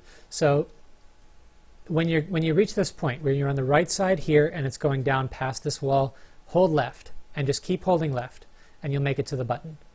And I recommend doing this. And here's why. These walls, like the bottom corners of them, if you're wedging yourself between the spike floor and the ceiling, like in that little gap, see where that green orb is? The green half orb that's poking out of the ceiling right above the spike floor. If there's about that much room between the ceiling and the floor and you try to get under there, Lilac will run up the wall and that will waste time. So if you push the wall here and just keep pushing, you will continue the entire way. You will also walk over all of the crystals through here. Like if you don't have the earth shield, if you're not attracting everything to you, you'll miss most of the crystals on the way down here. They'll be important on the way back up. I don't know why that orb from the enemy attracted to me. It might be how I move through the rest of the stage. Typically that orb will just stay there and not attract to you if you go as fast as possible through here. So then push the button. Make sure you don't leave the button early. This is a very common mistake. Make sure that the lights come on before you boost. And I would say be generous with it at first and then develop a feel for where you need to stop. And I never do it completely by feel still. I always wait until the lights have come on and then I react to it quickly. So see how I went too early there and the lights hadn't come on yet, so I have to push the button again and wait again. You want to roll boost to the right. You go through these 3 crystals. They will not count because you're still boosting. Important thing about boosting, if you're in a boost and you pick up crystals, the boost will consume those crystals immediately. If you've already stopped boosting and you collect crystals, those crystals are stored and your next boost will happen sooner. Sometimes you want the one, sometimes you want the other. Sometimes you want to pick up crystals while you're boosting to extend a boost's length. Sometimes you want to make sure that your boost expires before you hit some crystals, so that your next boost will be able to happen sooner. And that will be very important in the next stage. I'll point out when that happens in the next video. So then as soon as you crash against this wall, jump, jump, jump, walk up to the spring and jump, and then start holding left. The jump will cause you to trigger the spring. And then as soon as you've hit the beginning of the upslope, after this left-facing blue spring, you want to start a roll boost. Like as soon as you've hit it. There's a few different kinds of speeds that you could have through here, and it's based on how soon after hitting that diagonal spring you pressed left. So this will be a little bit of feel as well. If you miss early or late, you will end up on the left side of here where the ladder is. In that event,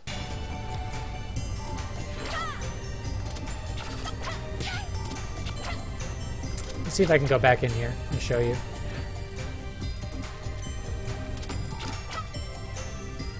Will it reset? No, and now I've glitched out the sound. Nice. But restarting in this area, unlike the previous area, resets both of these sub-rooms, which is why there's no restart warp here. So again, go down,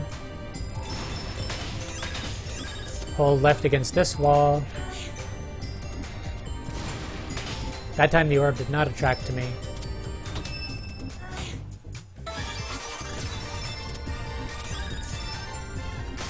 Full meter, boost off the slope. Ah, I forgot to do it again. So, failing that, if you boost and you hit the ceiling or you fly too far left and hit the ceiling, you will run up the left wall. Continue running up the left wall. So push this wall, enemy comes right, orb does not attract. Hit this switch, boost right. Now I'm going to intentionally miss this boost. Ah, I'm no good at missing it. I wanted to be a little bit late there.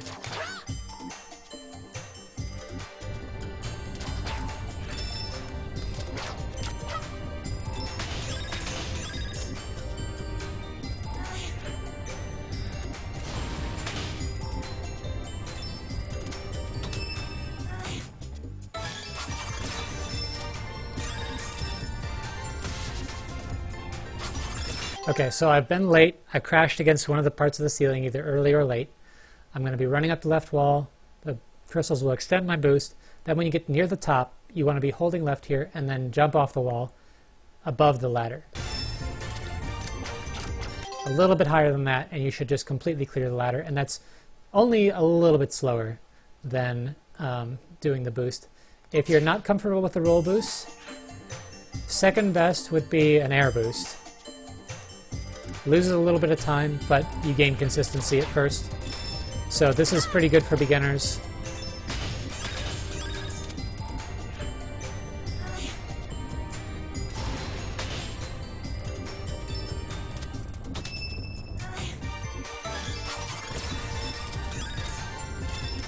This is also what you would probably do if you were taking the Earth Shield. You would use this strategy because you would not have meter in time for this roll boost. This is why the Earth Shield is a problem. You would go like this. Just jump, do a backside jump, and boost against the left wall diagonally upright. And then this little jump here, that's actually kind of precise. Late means you're short and you have to cyclone cancel like this. Early means you hit the ceiling and then you have to jump from the floor and cyclone cancel. So you want to jump at the very last part of that slope possible to get over this. Like at the very last point possible on the slope will actually cause you to crash into the very edge of the lip here of the ledge. If you jump slightly earlier, you will clear it in one motion, which is slightly faster. So there is definitely a lot of muscle memory to getting that jump. As you're coming back out into this room, no matter where your meter is, no matter what boosts you used in the previous room, just hold C so that as soon as your meter fills, you will boost. There is no penalty to this. It is absolutely free to boost in this room because you will have a recharge by the time you need a boost on this boss. Okay, so this boss can be triggered much further left than you might think. See, there's 4 pots. There's 2 on either side of the first pillar, and there's 2 on either side of the second pillar. About that last pot on the right of the second pillar, that is where you want to do a kick, like this. And that will trigger the boss to start coming together quicker than just walking up and passing the crystal. You want to time your first kick so that it happens as soon as the head attaches. So as soon as the head is starting to float up, that's when you're getting ready to do the kick. And you want to kick, I would recommend 5 times while following him. It's possible to do it in 4. 4 is not that hard, but messing up this boss is kind of a bit of a time loss. So you do want to make sure you're safe at first, and it's a very, very tiny time loss, maybe half a second for getting that extra 5th kick in, because that just means the dragon boost doesn't have to tick as much. So you want to do 4 to 5 kicks, recommend 5, on the crystal, staying with him, and then jump and boost to the right inside the crystal. So you're going to press jump and boost pretty close together and hold right. So head comes together, kick, kick, kick. I'll restart, that wasn't very good.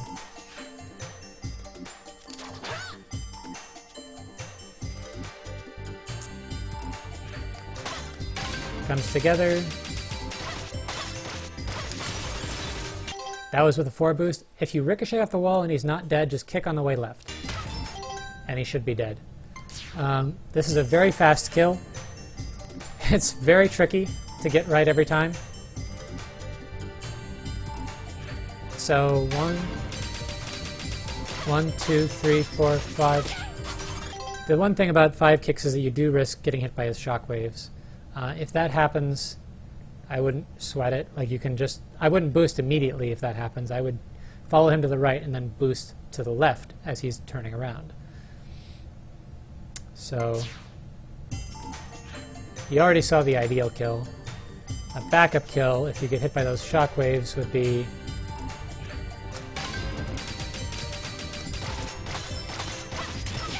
like this.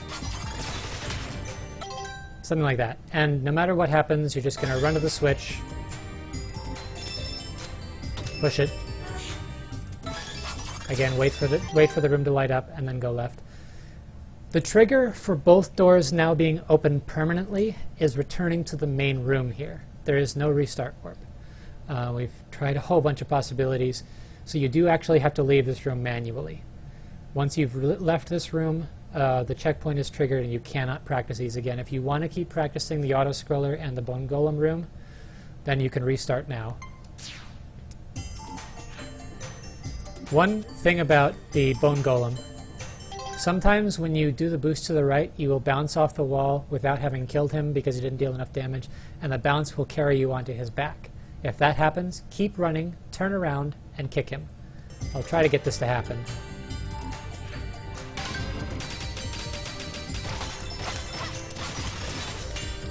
Okay, I didn't quite get enough height, but you would just run over his back, turn around, and kick to the right.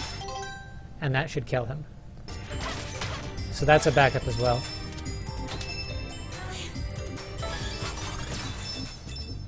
I'll complete both rooms now so you can move on to Manalith. These rooms are pretty simple.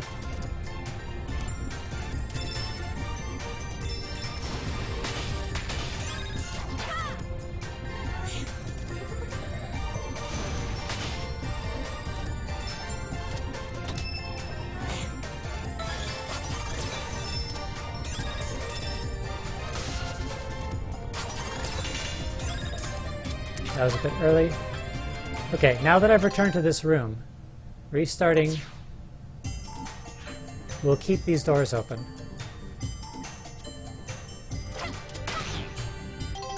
Actually, it might be worthwhile. It might be worthwhile to restart here.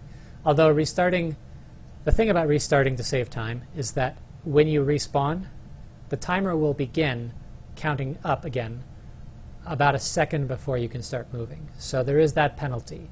So returning to this room, you have to climb the ladder, but it's probably about the same speed as respawning and then diving down to this point. Okay, so let's cover Manalith. The good news about Manalith is that he's quick to restart. You can just respawn here, he's right over in the next room, and you can start on him again really quickly. You can actually start over on him faster than you can start over on the boss of Dragon Valley. That's where the good news about Manalith ends. Be psychologically prepared for Manalith to be a monster through your entire Freedom Planet speedrunning career. You are never going to have an easy time with this guy. None of us still do. He is always going to be hard. And there are multiple strategies. There's all kinds of strategies. We're going to spend a while here, so buckle in, because there's so many different varieties of ways to fight him. There is definitely a fastest current human way to do it, although there is still a faster way that we're not anywhere near consistent at. And there's tricks, like We can freeze the timer on one of his phases. We can put him against the left wall. I'll show you. Let's go over this. We're going to be here a while. Okay, one of the things about Manalith is that he has a starting cutscene, and you want to be able to jump and do a boost during that cutscene. Remember that while you're in a cutscene, meter does not charge. So we need to have the meter full before his cutscene starts. To do that, like if I were to drop down here and boost up right, further right than here, I would have just shy of full meter upon reaching the cutscene trigger. But what I do instead is I crash against this wall, fall vertically down, then boost from the floor. Not a roll boost. Let's try that again. Calm down. Also, I'm sure you guys noticed by now, but I didn't mention it. There is a dive kick here, and this slope is the correct grade to get you trolled sometimes. If you do get trolled by this slope and you don't get the speed from dive kicking onto it, you're probably going to get hit by the crystal enemy. This guy right here will take a shot at you. But as long as you're going to the right, crash against this wall, fall down, and then boost from a standstill upright. And do a dive kick here, jump dive into his room. This puts you at the correct meter entering the room, so that if you just hold right, you will get exactly a full meter at the cutscene trigger. Meter's filling, meter's filling. The trigger is these two sets of crystals here. It's the start of the right set of crystals is where the trigger is. So here. Or I guess it's between them, but you want to stand here. So when you pass between these crystals, the cutscene will start, and you can still move fully during this cutscene. You want to stand in front of the left side of this right set of crystals like this. Now there's an audio cue. And I don't know quite how to explain this, but I'll try to pause on it. You're going to hear some rumbling, and then you're going to hear some rocks breaking and cracking. And there's a loud crack, and it's like right after that. So it's like you hear that loud crack, and then the sound kind of finished.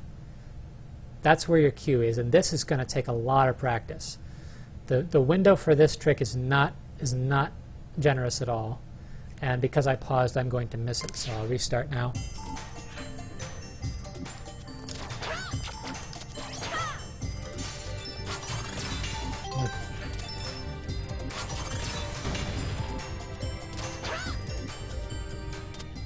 You could actually get a full meter by the cutscene, even with a roll boost there. It's just a bit stricter. Okay. And your boost will happen. Your boost will happen on the way down from your jump. Right, like all of Lilac's sprite needs to be above the point of that crystal she was standing in front of. She can slightly overlap it, very, very slightly.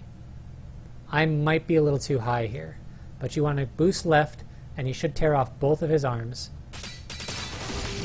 But because I was too high, I didn't get it.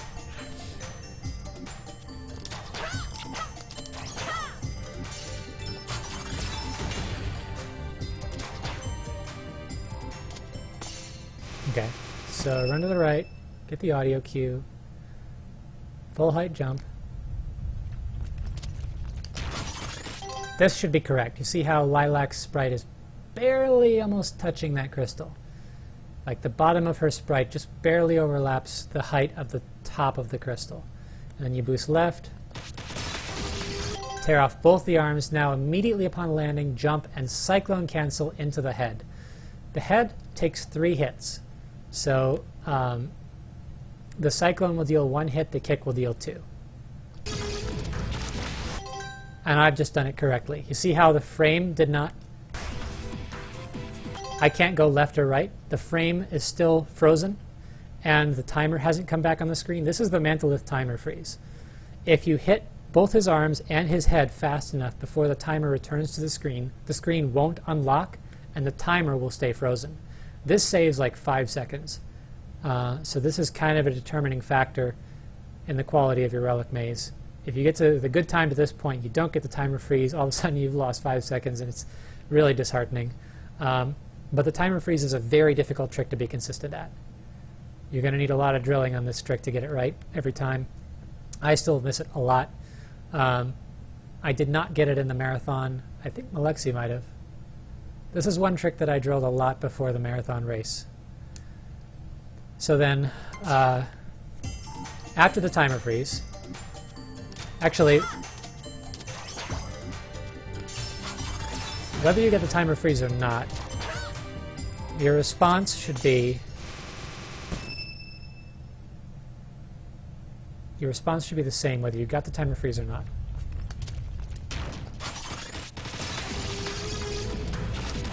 Okay, I missed it. I just barely missed it, which is perfect because I can show you what to do here based on not getting it. If you did get the timer freeze, you would stand in the dead center, just below where Manalith drops down. But because I'm going to the left here, I'm trying to get to the wall. Okay, maybe we didn't. Maybe he didn't get the timer freeze. If you didn't get the timer freeze, you want to walk left here and keep that claw on the right side of the screen that's just jumping off the ground. Keep that on the screen so you have a cue, because you need that visual cue to know when to jump for this part.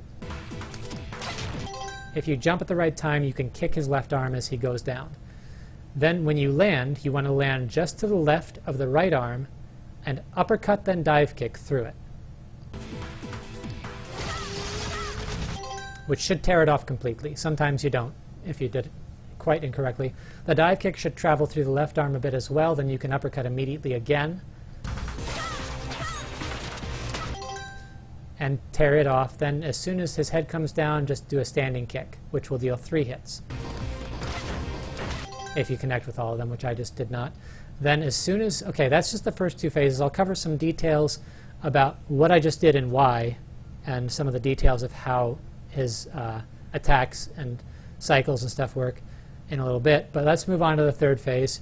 The main gimmick of this fight, of manipulating this fight, is going to the left side and standing so half of Lilac's sprite is overlapping that yellow eye in the background. So from this position, you can uppercut with timing. And I was a little bit early because the pause threw me off. But you can uppercut through his right arm and then boost through both the right arm and the left arm. And if you boost here, boosting against the left side, since it's not actually a wall, it is just at the end of the screen, Lilac's boost will freeze on the left side of the screen. It will not ricochet, it will just stand there and damage whatever is on top of it. Like that. That's what you want to have happen.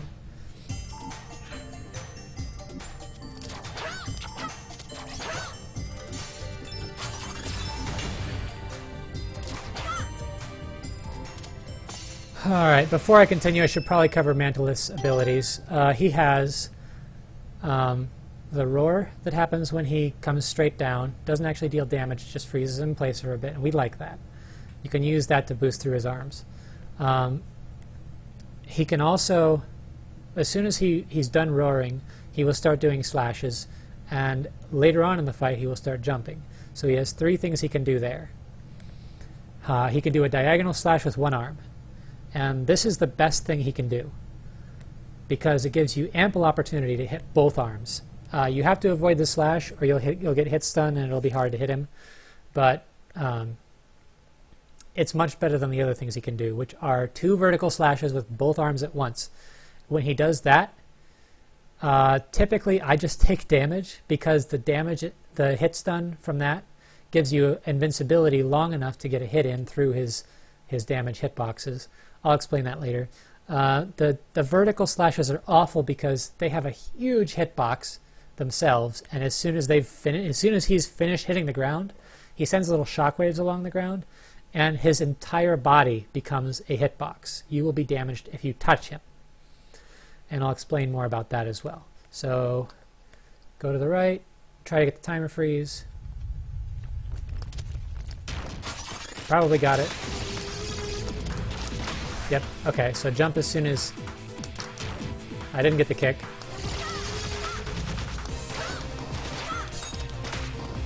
That was a diagonal slash. Okay, it's possible for you to get hit by him here. When you knock off both the arms, he will start biting. He'll come down periodically, his eyes will turn red, and he'll start biting. When his eyes are red is when he's vulnerable, obviously. and it's okay if you take damage. He takes 3 ticks of any kind of damage, which a standing kick covers all of that. So a standing kick is the best way to get his head. If you have to, you can jump and cyclone kick in the air. Like you can cyclone and then do a cancel kick. And if you connect with all of that, then you get 3 or more hits.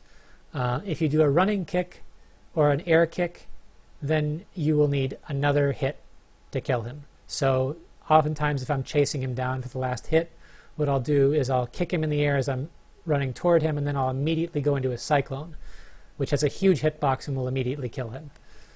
Alright, so I got the first, let's see, I got the timer freeze, then I got the second phase with the dive kicks. And the reason I use those dive kicks is because I don't have meter yet. I did the boost in the first phase, he came down too quickly in the second phase. I don't have a full meter, so I can't tear off both his arms that way. So the uppercut and dive kick is a really good alternative. Find my position, uppercut through the arm. Now, this is important about the third phase. The third phase is when he can start jumping. Jumping is really annoying. You want him to do it as little as possible because he moves all over the place and he's really difficult to follow. And you really cannot damage him consistently while he's jumping. So what I want to do in this particular phase, as soon as he stops roaring, he is going to go for a slash and then jump, or just jump sometimes. And I want him to jump right, which means I need to be on the right side of him. I need to be right of the halfway point of his body. So in order to do that, if I were to tear off both arms with this one boost, then the boost would end on his left side too late, and he would jump left off screen. He can go way off screen if he jumps, and he will just have to walk back on screen slowly, and he's completely inaccessible to you when he does that. So I want to do a boost that tears off his left arm, but barely misses killing his right arm. You can do a kick to the right to hit the right arm as soon as you leave that boost. Then as he's diagonal slashing, okay, this is how you handle a diagonal slash. You get behind it, like to the right of it in this case, or to the left of it if it's his left arm, and then you jump as the arm comes down and kick it, and then cyclone and kick it again. And it so happened that he had enough damage on that I also connected with the head. If I did not connect with the head there, he would jump right. I would move to the right to anticipate and do a standing kick as he lands. And I'll go over this again. We'll go over this fight multiple times. I'll cover all kinds of stuff. So now we're in the fourth phase. We're about to start the fourth phase, and you want to walk back to the eye. And you could do just the standard uppercut and boost here, but there's a better way. He's not, if you do the third phase somewhat correctly so that the last thing he does in the third phase is his jump, and it's impossible to stop him from jumping at least once in the third phase. If he's just jumped and the fourth phase is now starting, now he can't jump for a little bit. He's going to do other things. So you want to jump as soon as he's about to land so you miss the shockwaves. And the reason he bit me there on the way down is because I killed him. I beat the previous stage as he was starting to jump. This is a hazard. And I'll restart the fight now because it's going to be difficult to teach the fight from here.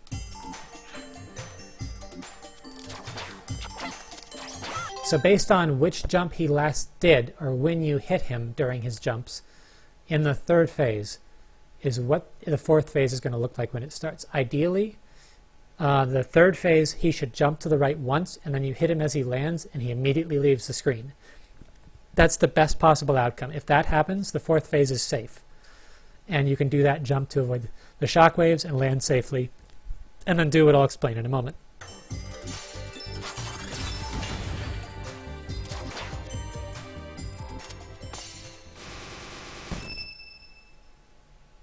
Okay, so let's try to do the timer freeze again. That's low. Keep the arm on the screen, jump, kick.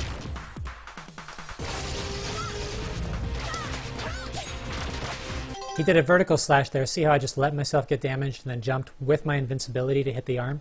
You can do that to manage the vertical slashes. It's random whether he'll do a diagonal or a vertical slash, and that's random throughout the fight. Sometimes you just get unlucky with it. Thankfully, the fastest kill that we use really doesn't run into many slashes. Okay, I let him get back up, which means he needs to come back down with his red eyes again.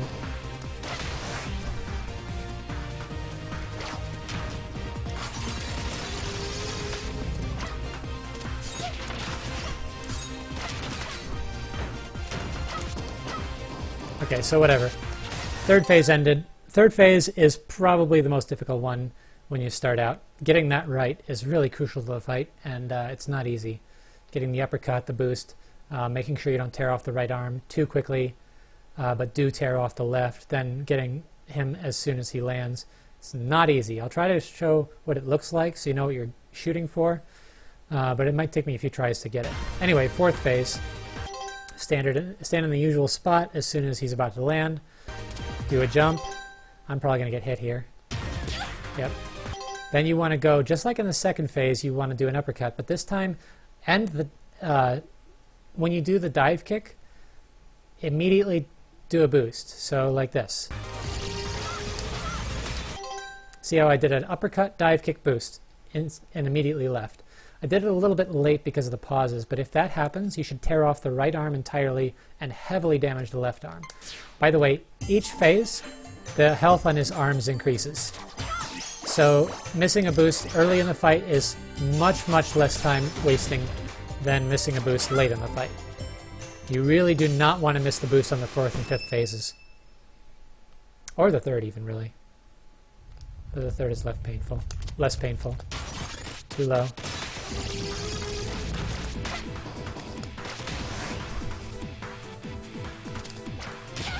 Okay, turn around, uppercut dive kick. Got him. Now the uppercut on the third phase.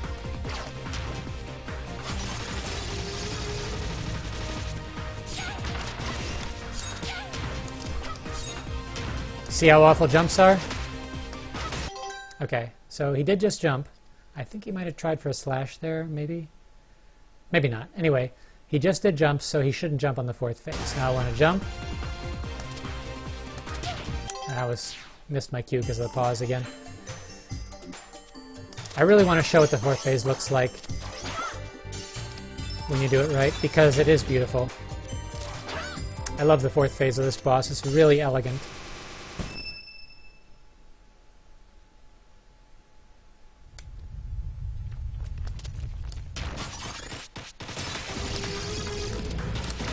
Okay, timer freeze correctly.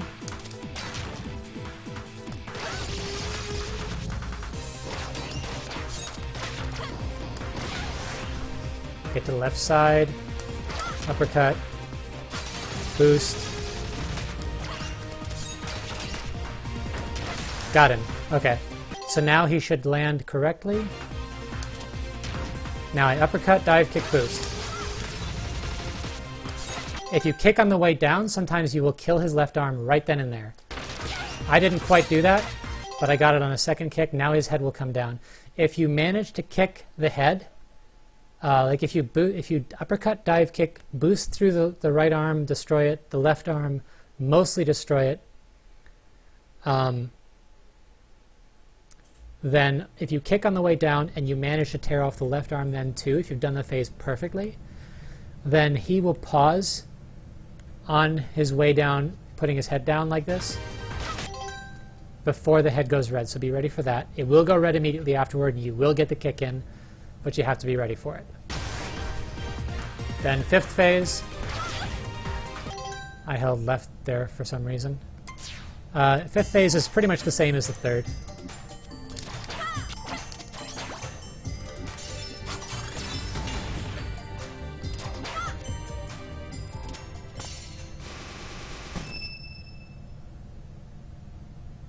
So first phase,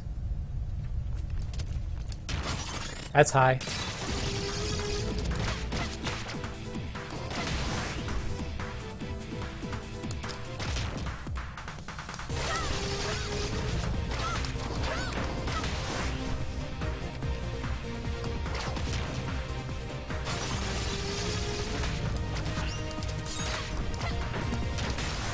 Got him. Okay, now because he did another jump, I didn't get him as soon as he landed. I got him just as he was about to jump a second time. He may spend less time in the roaring animation on the way down here. This is the third possibility for entering the fourth phase. The worst is when he's biting, which is if you get him just as he starts his first jump in the third phase.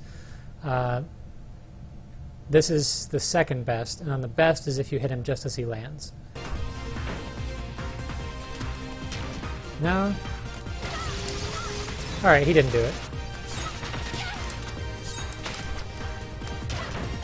Okay, if he was slightly closer, I could hit him off screen because the kick has a large hitbox.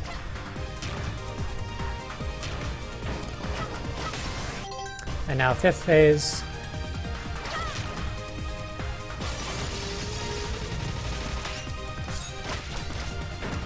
At that point, with the boost, just put on as much damage as you possibly can on both arms.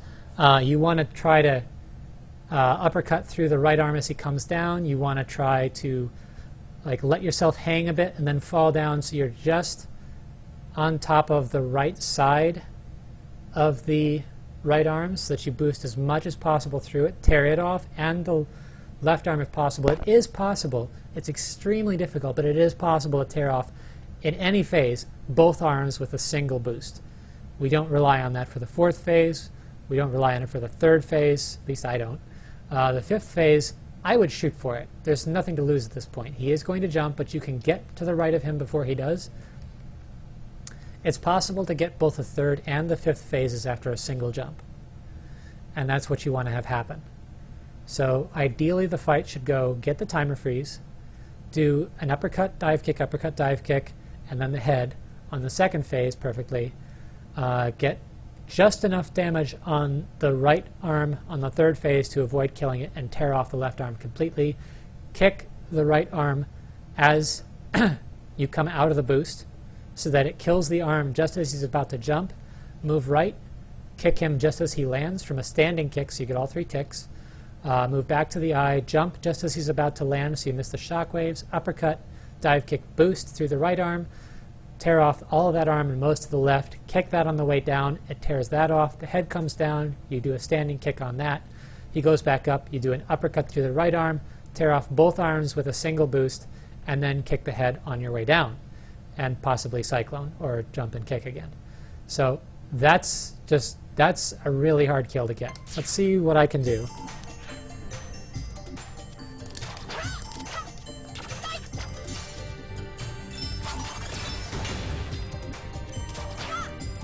I recommend training this boss a lot. It's going to be frustrating when you start out.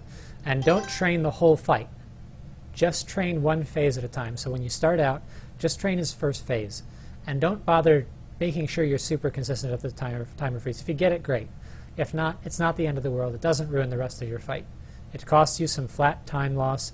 That's it. So at least make sure that you are getting the arms and the head on the first phase consistently. If you miss the boost, just do some kicks, get them off, get into the next phase. Next phase, when you start learning phase 2, just focus on that one. Don't worry about what you did in the first phase. Just get to the second phase and start practicing that every time and get the uppercuts and dive kicks correctly. He can't jump in the second phase or the first, so you're safe on that.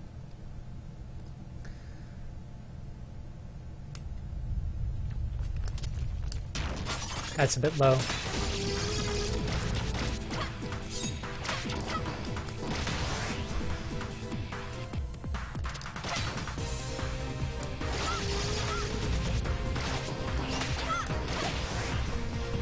Good.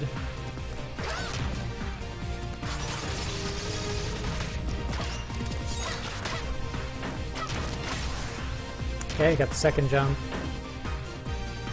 Jump just as he lands, uppercut, dive kick, boost.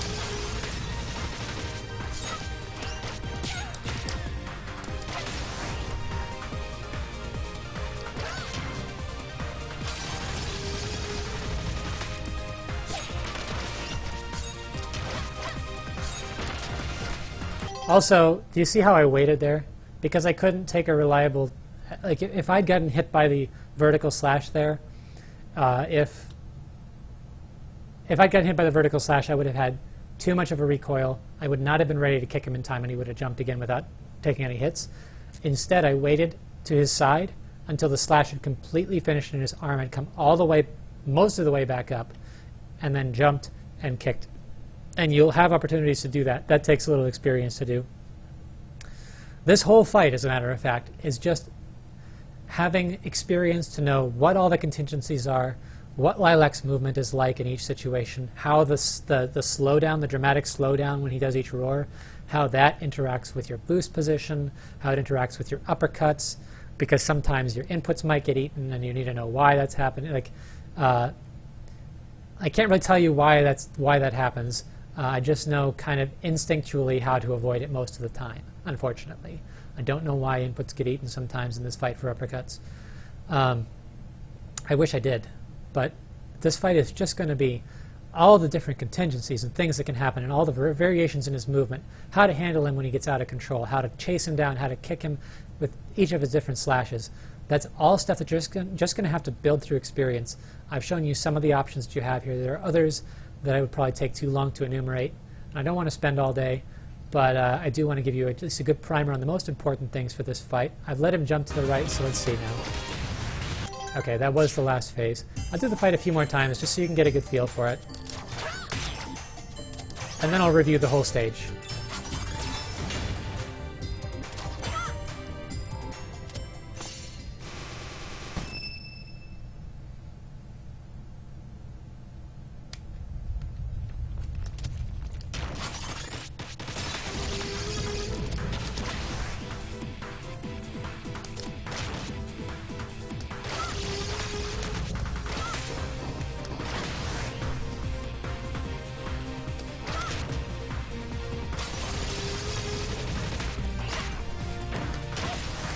That was a perfect phase 3.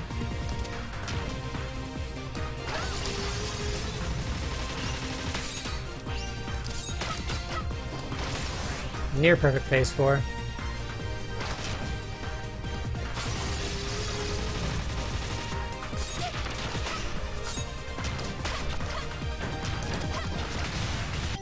Got him after 2 jumps on phase 5. That was a near perfect fight. That's about as good as you could reasonably expect starting out.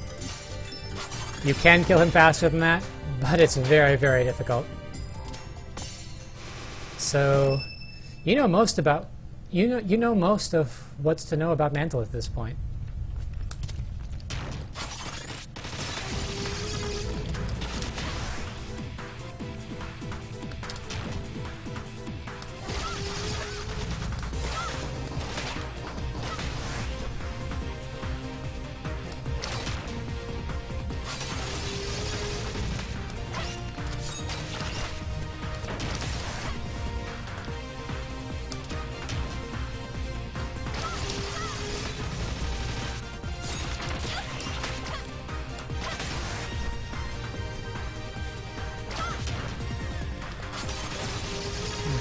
Didn't quite catch his right arm like I wanted to there.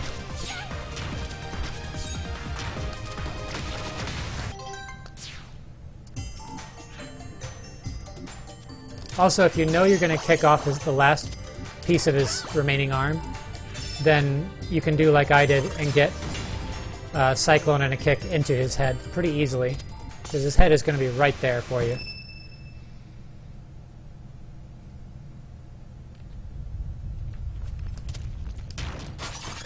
Too high. That was very slightly too high.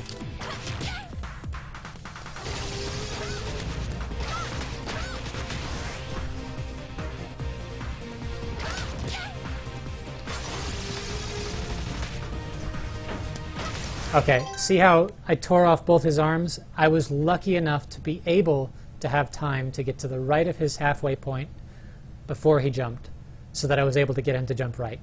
Usually, if you tear off both his arms, he is going to jump left and get off screen, and that wastes quite a bit of time.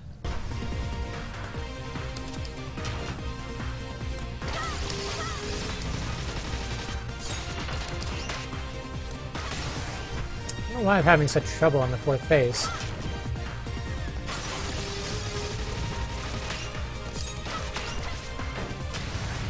See, I knew right there that I'd already hit his head once, so I knew that a running kick would be enough because that was 2 hits of the 3 that I needed. Alright, I'll try some full stage run. Just one full stage run, I think, for this.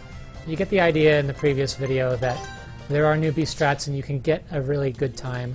Not a world-class time, but a good time without all these crazy new strats. But I'll do everything in this attempt that I can. You know, cyclone off of this.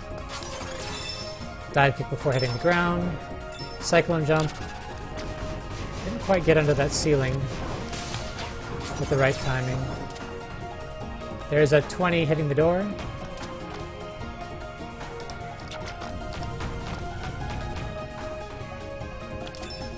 Perfect ceiling transfer. A little bit early on that cue, so I used the backup. Hard getting into that hole sometimes. Held left as I jumped onto the ladder.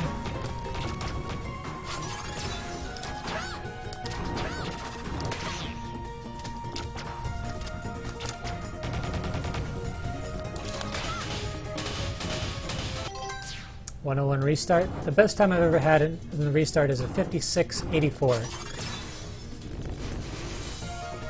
as of the making of this video. A 57 with a lot of practice is fairly consistent. 58 is very consistent once you get to this level of play. 58 is probably what your end goal should be. For now, I would just try to get like under 105.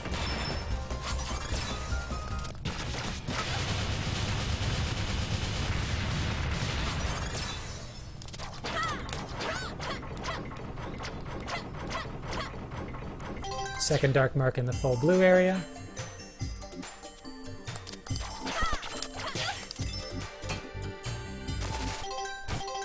Might work. Nice. That was what it looks like when you do it perfectly. There was no way to improve on what I just did there. I was a little bit late with that dive kick, so I crashed into the wall.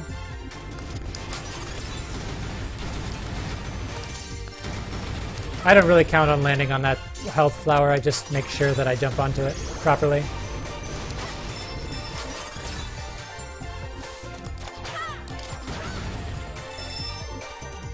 Cyclone, then press down. 211 at that door. I've had a 207 there. I would shoot for like a 225, 230. Probably more like a 245 when you're first starting out.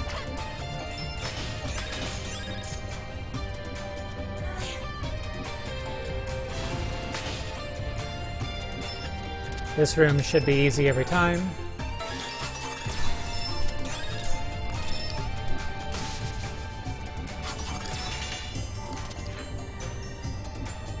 It was a perfect room, in fact. And then the Bone Golem boss, kick from the last pot. 1, 2, 3, 4, boost.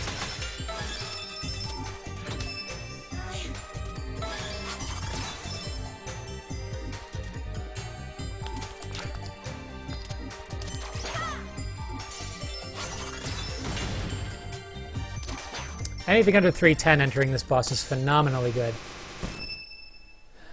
I would aim for getting here about 3:45 to 4 minutes.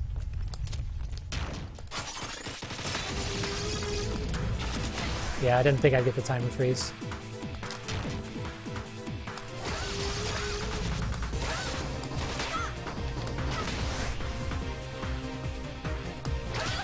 It's okay if you get hit there. Just try to be at the right height. Ah.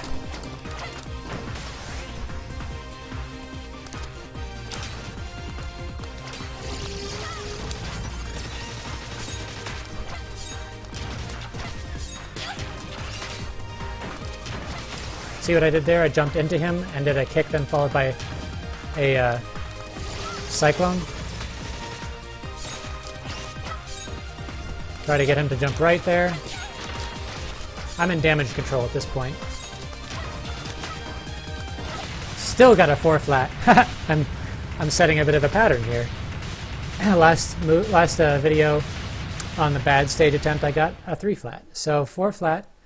I tried for all the hard strats, got a few of them. So probably a good introductory time for this stage, which you should shoot for, would be sub 5, and then after that shoot for 4:30. 4 is a fairly difficult threshold to break in this stage, and the record is 3:39 right now. So when you get to a level of decent competence with this stage where you're consistent at it, you should be getting around a 4:10 to a 4:20 every attempt, and occasionally getting a sub 4. So sub 4 is definitely the barrier for this stage. It's not an easy one to break. Anyway, that's the second video. That's Relic Maze. And the third video, Fortune Night, should be coming soon. I will put these in a playlist, and I will also post them in various places. This will be on Twitch as a VOD. It will be uploaded to YouTube. So please feel free to leave comments below asking questions. There's the SDA thread. If you search SDA Freedom Planet, you'll find an SDA thread where you can also ask questions. The leaderboard link is in the description of all these videos, and I'm available on my stream as well. So if you need help, we're all available at any time. And enjoy the game. Yeah, I am actually kind of dry. I need something to drink. Okay, and I'll crop that video there. I also need to go to the bathroom, so I'll be right back.